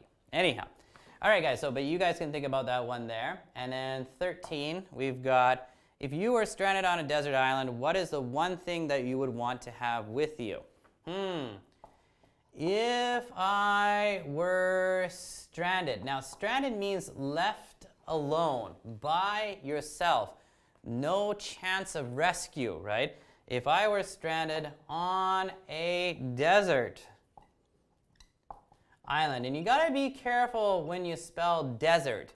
Of course, desert means, really, really hot place with sand everywhere.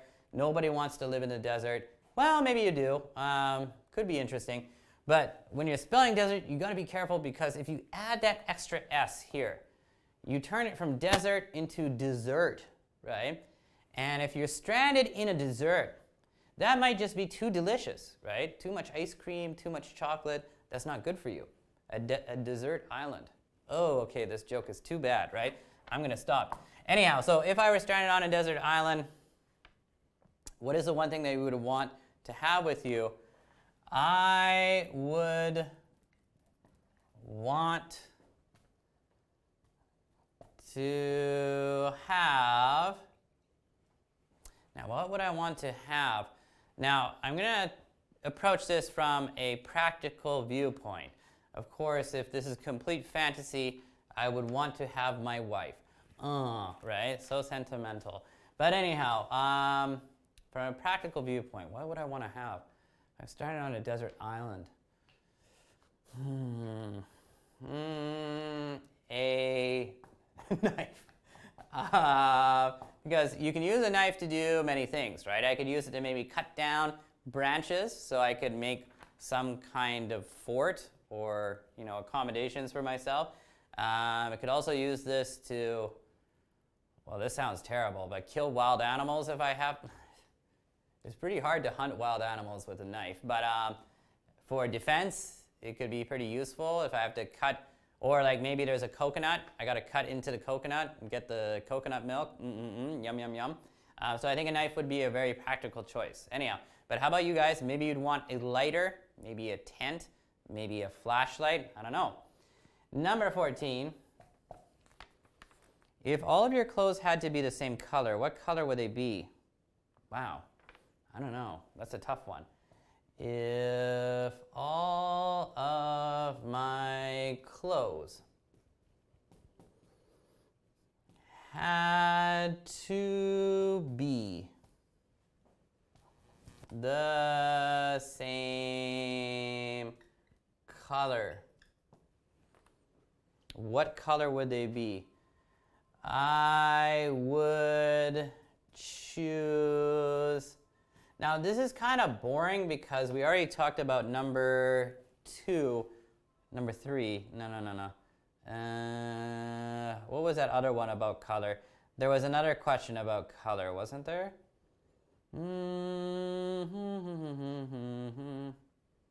Oh, maybe there wasn't. Maybe I'm thinking about a previous worksheet. Anyhow, I would choose dark blue.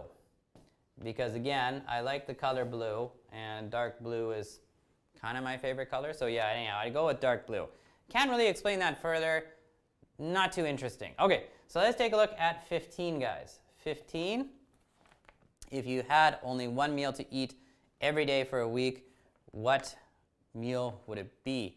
Okay, so not just one food, just one meal, one complete dish. So if I could only have, if you had only one meal to eat every day for a week, if I only had one meal to eat every day for a week, comma, I would choose, actually that's tough, I need to think about it. What would I choose? Now, if you could only eat one meal every day for a week, you'd probably want to choose something fairly nutritious or something relatively healthy, right? What would I choose then? What would be really good? Okay, so from a nutritious standpoint, I'm going to choose Greek salad. Oops. Greek salad. Greek salad is a pretty good salad with feta cheese in it. So it's got a lot of good nutrients and it's got a little bit of protein. No meat really. But yeah, I'd probably go with Greek salad. Or if I'm just thinking from, you know, the point of view where I just want to eat something delicious, then I would choose my wife's chicken dish. My wife makes some really good chicken dishes. They taste really good. Probably not the best choice if I want to eat something extremely nutritious and healthy, but at least it would taste good. Okay guys, so anyhow, these are all the questions for the speaking portion. What I recommend that you guys do is take a look at this at home. Again, if you have a partner, you know, maybe you could go back and forth. They ask you the question, you give an answer, then when you move on to the next question, you ask a question and they answer, etc., etc. These questions are actually a lot of fun. There are a few that I wasn't really a big fan of, like the color one. But besides that, they're pretty good. So check this out. Try to answer them. Remember, when you're giving the answer, you can always start by giving the if clause first and then giving your answer afterwards, right? You don't have to do that. That is optional. But I do think it is a good idea to do that until you're really comfortable with the English language. But we're going to move on to our last thing for today, guys, which is completely different.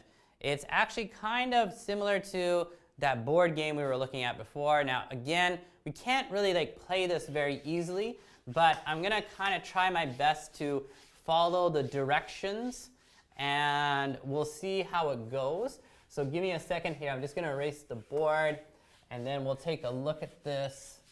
And yeah, I think it's interesting, but I'm not sure of the best way to approach this with you guys, but hopefully if you can watch the recording again, then it would probably be a lot of fun. So we'll see how this goes. And this is related, I believe, to being stranded on a desert island. Not a dessert island, because that would be too delicious. Okay, the board is getting bad, so after the class, I'm going to have to remember to try to do something about this, but I'm probably going to forget about it, so we'll see what happens. Okay, all right, guys, so what you want to look for is the last sheet we have. It's titled at the top right. It says, Island Adventure.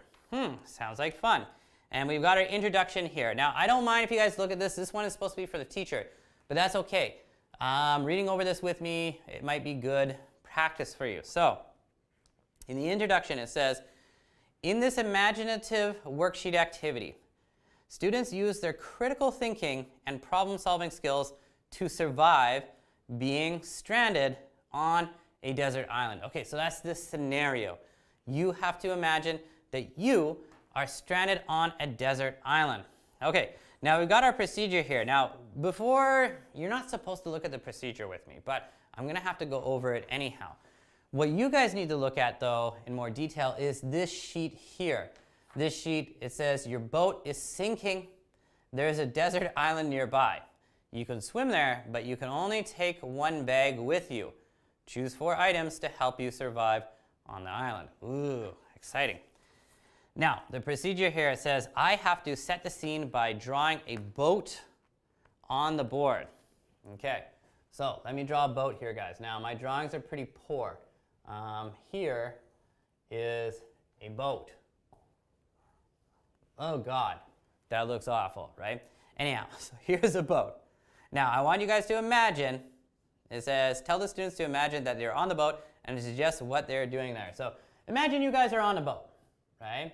You're on a cruise, right? And you're pretty happy. And I want you guys to imagine you're on a party boat. So you guys are having some drinks, some mojitos, and you're having a party, you're having some good food, and you're meeting some new people, and everybody's really interesting. Wow. Uh-oh, but then it says, then draw lightning on the board. Okay, but suddenly, there's some lightning. Oh dear. So something bad is gonna happen.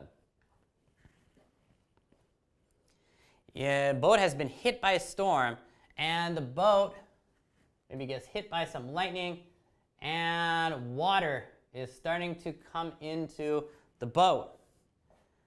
Oh God. Okay, now, if you guys have enough people at home, you're supposed to break into groups of 3, and then you take a look at this worksheet.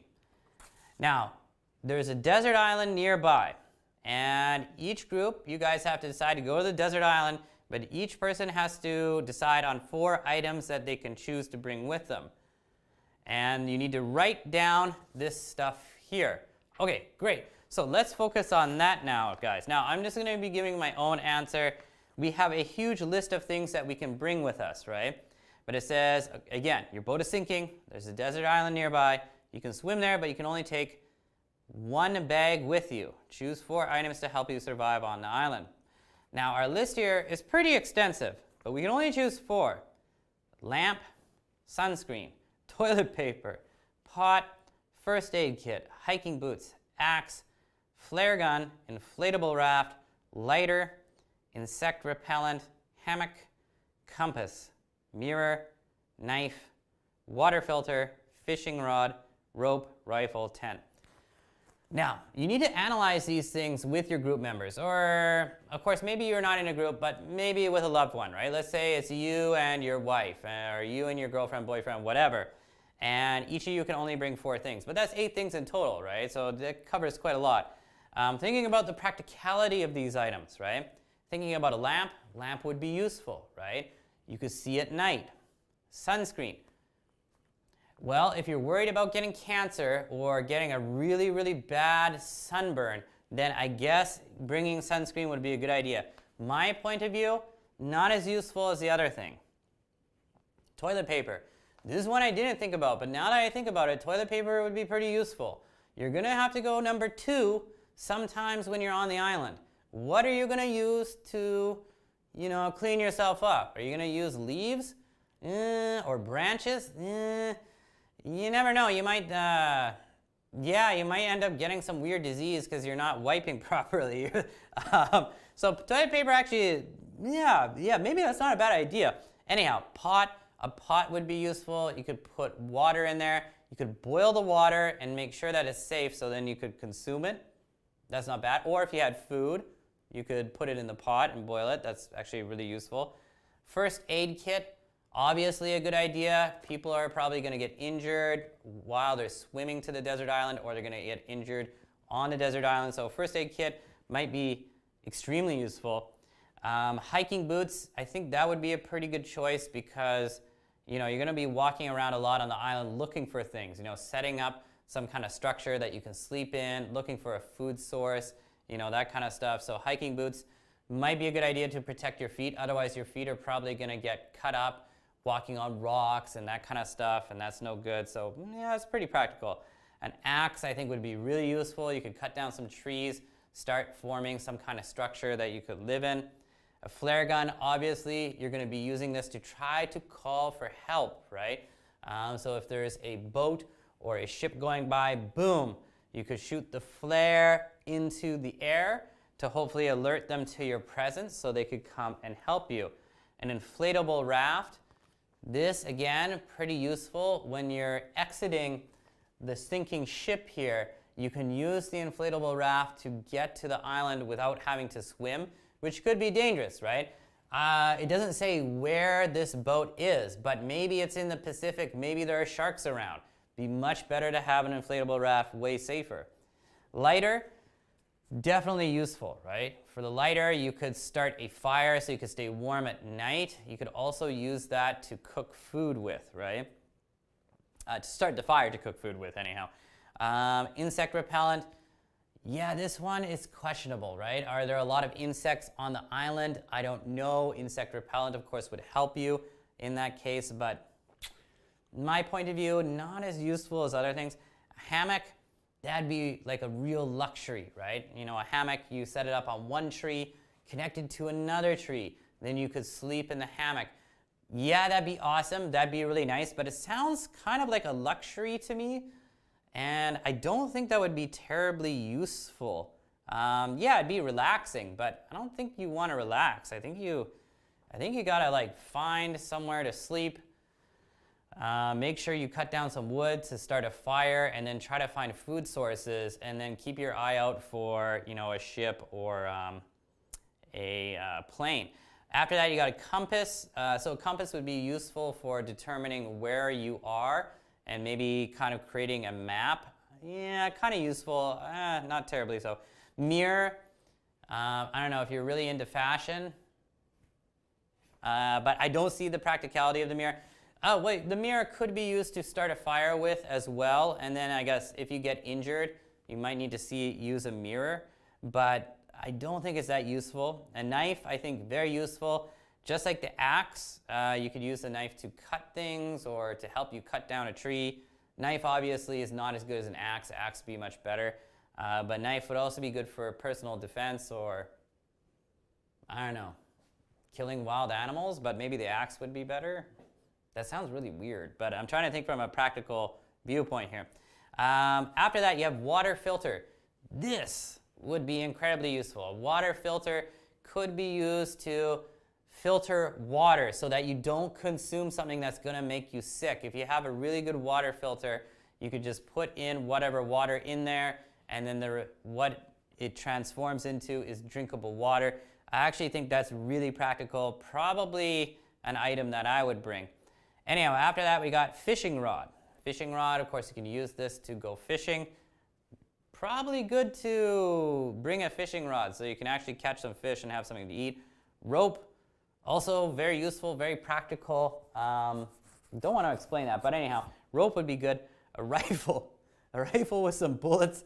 Yeah, I think incredibly useful if there are wild animals on the island that you could eat. You could go hunting. You don't want to waste the bullets though. Or maybe when you go to the desert island, I don't know, maybe this guy, John, he drank too much. He's a little bit aggressive. You got to be careful. You know, you got the rifle. You can tell John to back off. And lastly, tent. So if you have a tent, you don't have to worry so much about accommodations. Pretty good. Yeah, that would be a good choice. So anyhow, guys, what you guys need to do is think of 4 items that you would choose to bring. But if you're working in a group with 3 people, you guys can kind of coordinate, and then you can choose up to 12 items, and you'd be pretty good. Or with another person, you got 8. But if you are by yourself when you're doing this, which is also okay, you can only think of 4.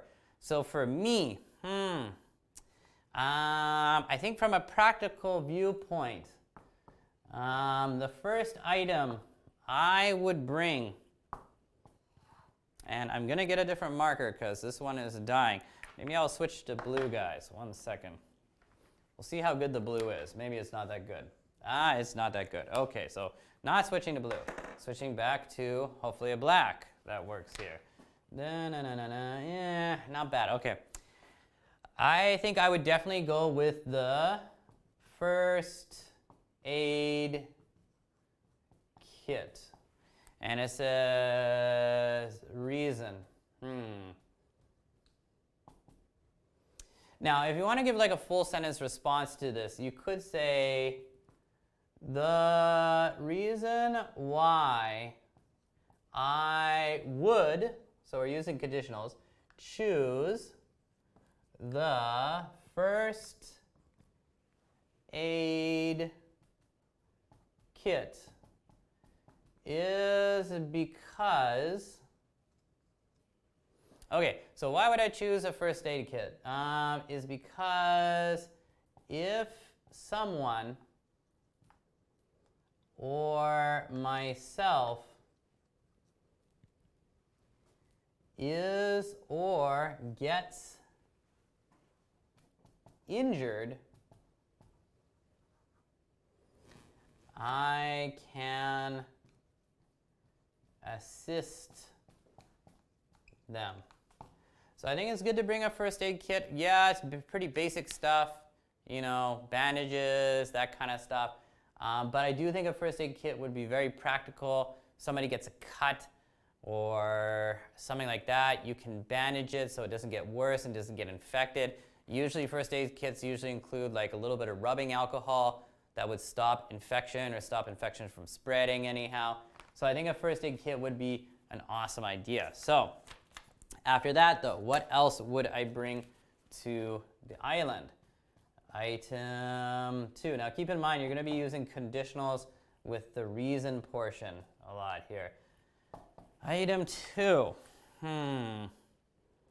I think I gotta go with the 4 items in total is not that much, right? I think I gotta go with the axe. And of course I could write down the same thing again. The reason why I would choose an axe is because, but I'm just gonna put quotation marks here, meaning that I kind of wrote down the same thing. The reason why I would choose an axe is because, you know, well, I'm gonna start with because here. Because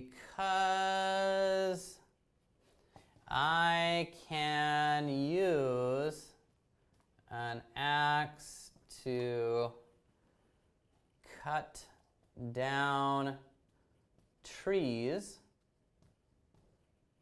and start building a fort. Wow, sounds like fun, building a fort, right? Anyhow, but yeah, I think an axe would be very practical. You could use it to cut down trees or cut branches, cut some kind of wood, and then you could use that to start setting up some kind of accommodations, right? But then you might think, well, why not just choose a tent? Because if you have the tent, then you don't need the axe. Okay, true, but the axe has more applications than just cutting down trees, right? And building a fort. You can also use it for hunting, or yeah, you could like throw the axe at a wild pig or a snake. But yeah, it's true. It could also be used for self-defense and hunting. It could also be used for self-defense, or hunting. I do honestly think the axe would be a good choice. There's a lot of things you can do with an axe, right? If you're like me and you grew up in the countryside, you're probably familiar with using an axe. Like, I don't know, my dad had axes around all the time, so we were always cutting down trees and, well, what else did we use it for? Yeah, like helping to build forts or, I don't know, stuff like that. Axes are a lot of fun. That sounds really weird, but if you live in the countryside, you know what I'm talking about. Okay, anyhow, we got 2 more things we can choose here. I got my first aid kit and I got my axe. Actually, I need to label those, so. Okay, so I got my first aid kit, I got my axe. Oh, 4 is not enough, right? What else am I gonna choose here? Okay, so first aid can deal with minor medical problems and injuries, so that helps. Or I can help other people who are injured. Axe, can use that to help set up some kind of, you know, fort. I think, again, from a practical viewpoint, item 3, probably got to go with the flare gun. So, after this boat or ship has been hit by lightning and sinks, and after me and some other people have escaped to the deserted island, then I imagine that, you know, people are going to notice that the ship did not come back to port. So where did those people go? So I'm pretty sure they will send out a rescue team. But maybe you're really, really far away. I don't know. So a flare gun would be useful because Flare guns, you guys have probably seen them in movies. Maybe you've seen them in real life, but you shoot them and it sends a big light up into the air, especially effective at nighttime, right? But yeah, it can be used to alert a ship that's passing by or an airplane or helicopter so that they can come and find you. So yeah, that's the main reason why I would bring this, because if you don't have the flare gun, it might be hard for somebody in a plane, helicopter, or ship to see you guys and then come and rescue you. But yeah, for me, yeah, I would bring a flare gun so that I could catch the attention of any ship, plane, or helicopter passing by. Okay, so yeah, nothing really complicated about that, but yeah, I would go with the flare gun. I just think it's the best chance to alert a passing ship, plane, or helicopter of where you're located and kind of alert them to the fact that you definitely need help. Okay, now I only got one more item I could choose here, and this is really, really tough because there's so many other good items on the list here, and I've already chosen 3, and I didn't even go halfway through the list. Inflatable raft, yeah, that's useful, but no. Lighter, also really useful. Insect repellent, Hammock, that's a luxury, no. Compass, not necessary. Mirror, yeah, could be helpful in the case where somebody's injured. Knife, well, I said that before. If I was stranded on a desert island, I would bring a knife. And I think a knife would be really, really useful, but I think an axe is a better choice. Water filter, water filter, fishing rod, rope, rifle, tent. Oh, this is really hard. I'm having a hard time debating between bringing a water filter, a fishing rod, and a rifle. But again, I think from a practical viewpoint, I gotta go with the water filter, because I heard a lot of times when people are stranded in the wilderness, whether that's like in northern Canada and like they got lost hiking, or they're in a tropical area, of course, water is so essential. You could live for, I can't remember how long it is. I think you could live for like 3 weeks without food or something like that, right? That's a really, really long time. Food is important, but you can go for a long time without food. But water is really, really crucial, really essential. And I think, what do they say? I think there's only 3 days without water, or like at max, it's like a week, right? If you don't have water for a week, yeah, you're gonna die. Maybe just 3 or 4 days. Now, of course, you could just drink the local water, but there's a good chance that local water is gonna have a lot of weird, bad things in it, right? Maybe some insects, and then you're gonna get some kind of weird infection, you're gonna get sick, and you're gonna start vomiting and having diarrhea, and then you're gonna get, because of that, you'll get really weak, and then there's a good chance you could die on that deserted island if you drank bad water. So the reason why is pretty simple. Yeah, I would bring a water filter in order to provide myself and others with safe, drinkable water. So again, I think just from a practical standpoint, that would be the best thing to do. But yeah, fishing rod would also be really useful. Because yeah, you're gonna need food. Fishing rod is a really good choice.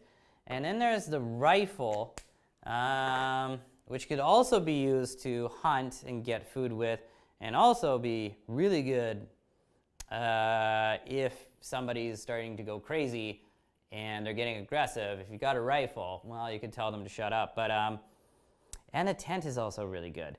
But yeah, no, I think I got to stick with first aid kit, axe, water filter, and the flare gun. I think that's the most practical thing I could do.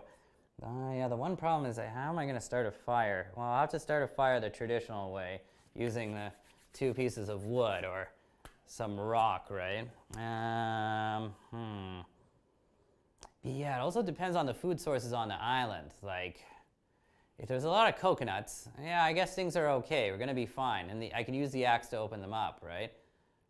I don't know how you open coconuts. But if there's not a lot of coconuts, then you're going to have to eat some kind of protein, whether that's, you know, some wild animals on the island or that's fish. In that case, if it's fish, you need that fishing rod. If it's not fish and there's like wild pigs or something, then the rifle would be best. Although I can still use the axe. Using an axe to hunt, though, no, that's not really practical. Could probably do it, but anyhow. All right, guys, so these are the items that I would bring to a deserted island. I do think this is fun. You could either do this alone and think about what items you would bring and think of the reasons why. That's the important part, and using conditionals, right? But also, if you can do it with a partner or in a group of 3, then you could come up with a lot of great items you could bring, right? So moving back to this here, it says, okay, now after you have done filling this in, thinking about the items and the reasons, if you were doing this with me, I'd ask you for the reasons, right? And then next, the groups find out what challenge they face on the island by choosing a card. Okay. So along with this, if you guys look further on the back side here, there are also some cards. So maybe what you could do if you want to play this game is you randomly choose one of the cards, and then you're going to face some kind of issue with your partner or partners, right? Let's take a look at some of these issues that we have here. Like number 1, the island is inhabited by nomadic tribes of hunter-gatherers. Some of the tribes are extremely dangerous cannibals, but some tribes are quite friendly. Wow, geez. So you guys need to think, like, facing these challenges, you need to come up with an idea of how you're going to face these challenges, right? And then I would assess your chance of survival based upon your idea and the items that you chose, right?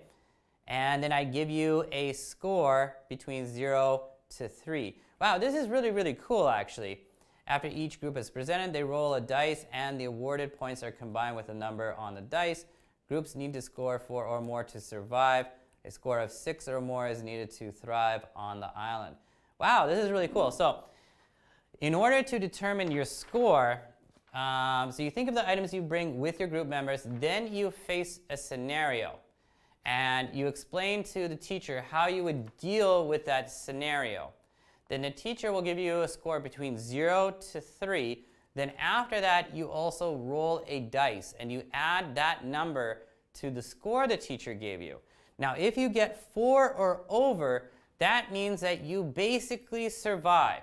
If you get under 4, that means you and your group members died on the island because you didn't bring good items and you were not able to face the challenge sufficiently, and I guess you got unlucky when you rolled the dice. You got a 1 or a 2 and it didn't really help, right?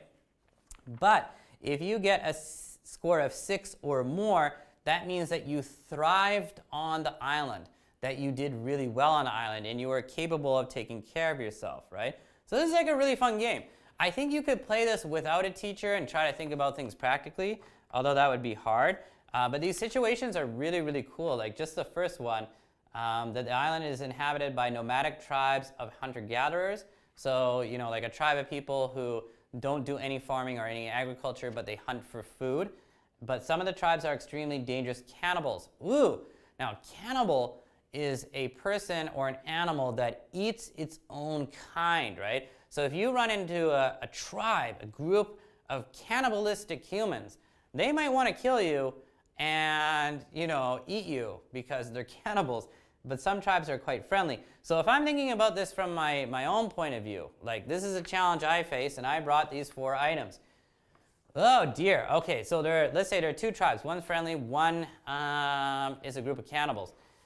Obviously, I try to approach the group of friendly tribes people and offer to share my first aid kit with them so that I can hang out with them until I can get rescued. I'd also offer them to use the axe because maybe they don't have one, and maybe, yeah, they'd help me out. And if the cannibals attack me, it's probably game over. I'd probably die. Anyhow, number 2, it says the island is perfect. There are many fruits and wild animals to eat. Awesome. You even found a treasure chest full of gold. Cool. However, you were spotted with the chest by pirates, and now they're coming after you and the treasure. Oh dear, so pirates are coming after me. Well, I got an axe and I got a flare gun, so yeah, maybe I could fight them off. Probably not. I'd probably die in scenario number 2. Okay, number 3, the island is devoid of dangerous animals, but there is a very strong storm every 8 hours that destroys any structure and leaves everything soaking wet. Okay, this is a situation in which I think I would also probably die because if I can't make a structure to live in, I'd probably die after some time. Oh yikes, it seems like I really need a partner here. The island is home to a tribe of children no older than 8 years old. Wow, weird. Who have been shipwrecked there for over a year. Okay, well if I meet some kids, hopefully I can help take care of them and they can help me out. I think I'd be able to survive. Yeah, that should be fine. Okay, 5. Remember the movie King Kong? Well, you're on that island. Not only do you have to survive, but you have to avoid King Kong, dinosaurs, and very large flying insects. Okay, yeah, I'm gonna die, right? I think anybody in this situation would die. Yeah, the axe might help me and I could use the flare gun, but yeah, probably gonna die. Probably should have chosen the rifle, right? Anyhow, 6, the island is full of zombies who only come out at night. Oh geez, they'll definitely eat you if they see you, but they're afraid of water. Okay, so you gotta stay close to the water. I might be able to survive this one. Stay close to the water and sleep during the day, and at nighttime protect myself from the zombies. That's kind of fun. 7, the island is actually quite nice. However, it's only 50 centimeters above sea level, and it is sinking at the rate of 1 centimeter a day. You don't have long until the whole island is going to be underwater. Okay, pretty dangerous, but I got an axe, so I can make a raft. So this one, I'm definitely going to survive if a rescue team comes. Okay. 8, the island is filled with highly evolved apes who dominate everything. The apes are very grumpy and don't like visitors. Okay, so dangerous apes. That's also pretty crazy. Well, I definitely do my best to stay away from the apes, and if they came too close to me, yeah, I guess I'm probably gonna die in this scenario too. Maybe shoot them with the flare gun, cut them with the axe, but they'd probably kill me. Number 9, welcome to Snake Island. The island is covered in poisonous snakes. They're everywhere. The only place which is safe is the beach. However, at high tide, the beach disappears. Okay, yeah, I'm gonna die. Okay, and number 10, the island is warm during the day. However, at night, the temperature on the island drops to minus 30 degrees Celsius and everything freezes. I might survive in this one because I'm okay. Well, no, I'm not okay with cold weather, but I could make a structure using the axe, and then I know how to start a fire in the wild. This one I might die. Every other scenario, yeah, no, this one I might survive. Most of the other scenarios, I'm gonna die. But yeah, anyhow, pretty fun game, guys. Check it out. Remember, the point of the game, though, is to use conditionals. Also, remember, after this class, you can take the quiz, but before you take the quiz, I highly recommend going over conditionals, going over that vocab sheet, also the stuff that you guys did with Melanie on Tuesday and Thursday. I think everybody kind of forgot about Canada Day on Wednesday. That's why we didn't have class. But do some review first before you take that quiz. Anyhow, I hope you guys had a good time in class today. I will see you again next week, but actually not on Monday and Friday. Melanie's going to be doing Monday and Tuesday. So I'm going to see you guys Wednesday, Thursday, Friday. Anyhow, have a good day. Try to play that game. It's a lot of fun. Bye-bye. Have a good weekend.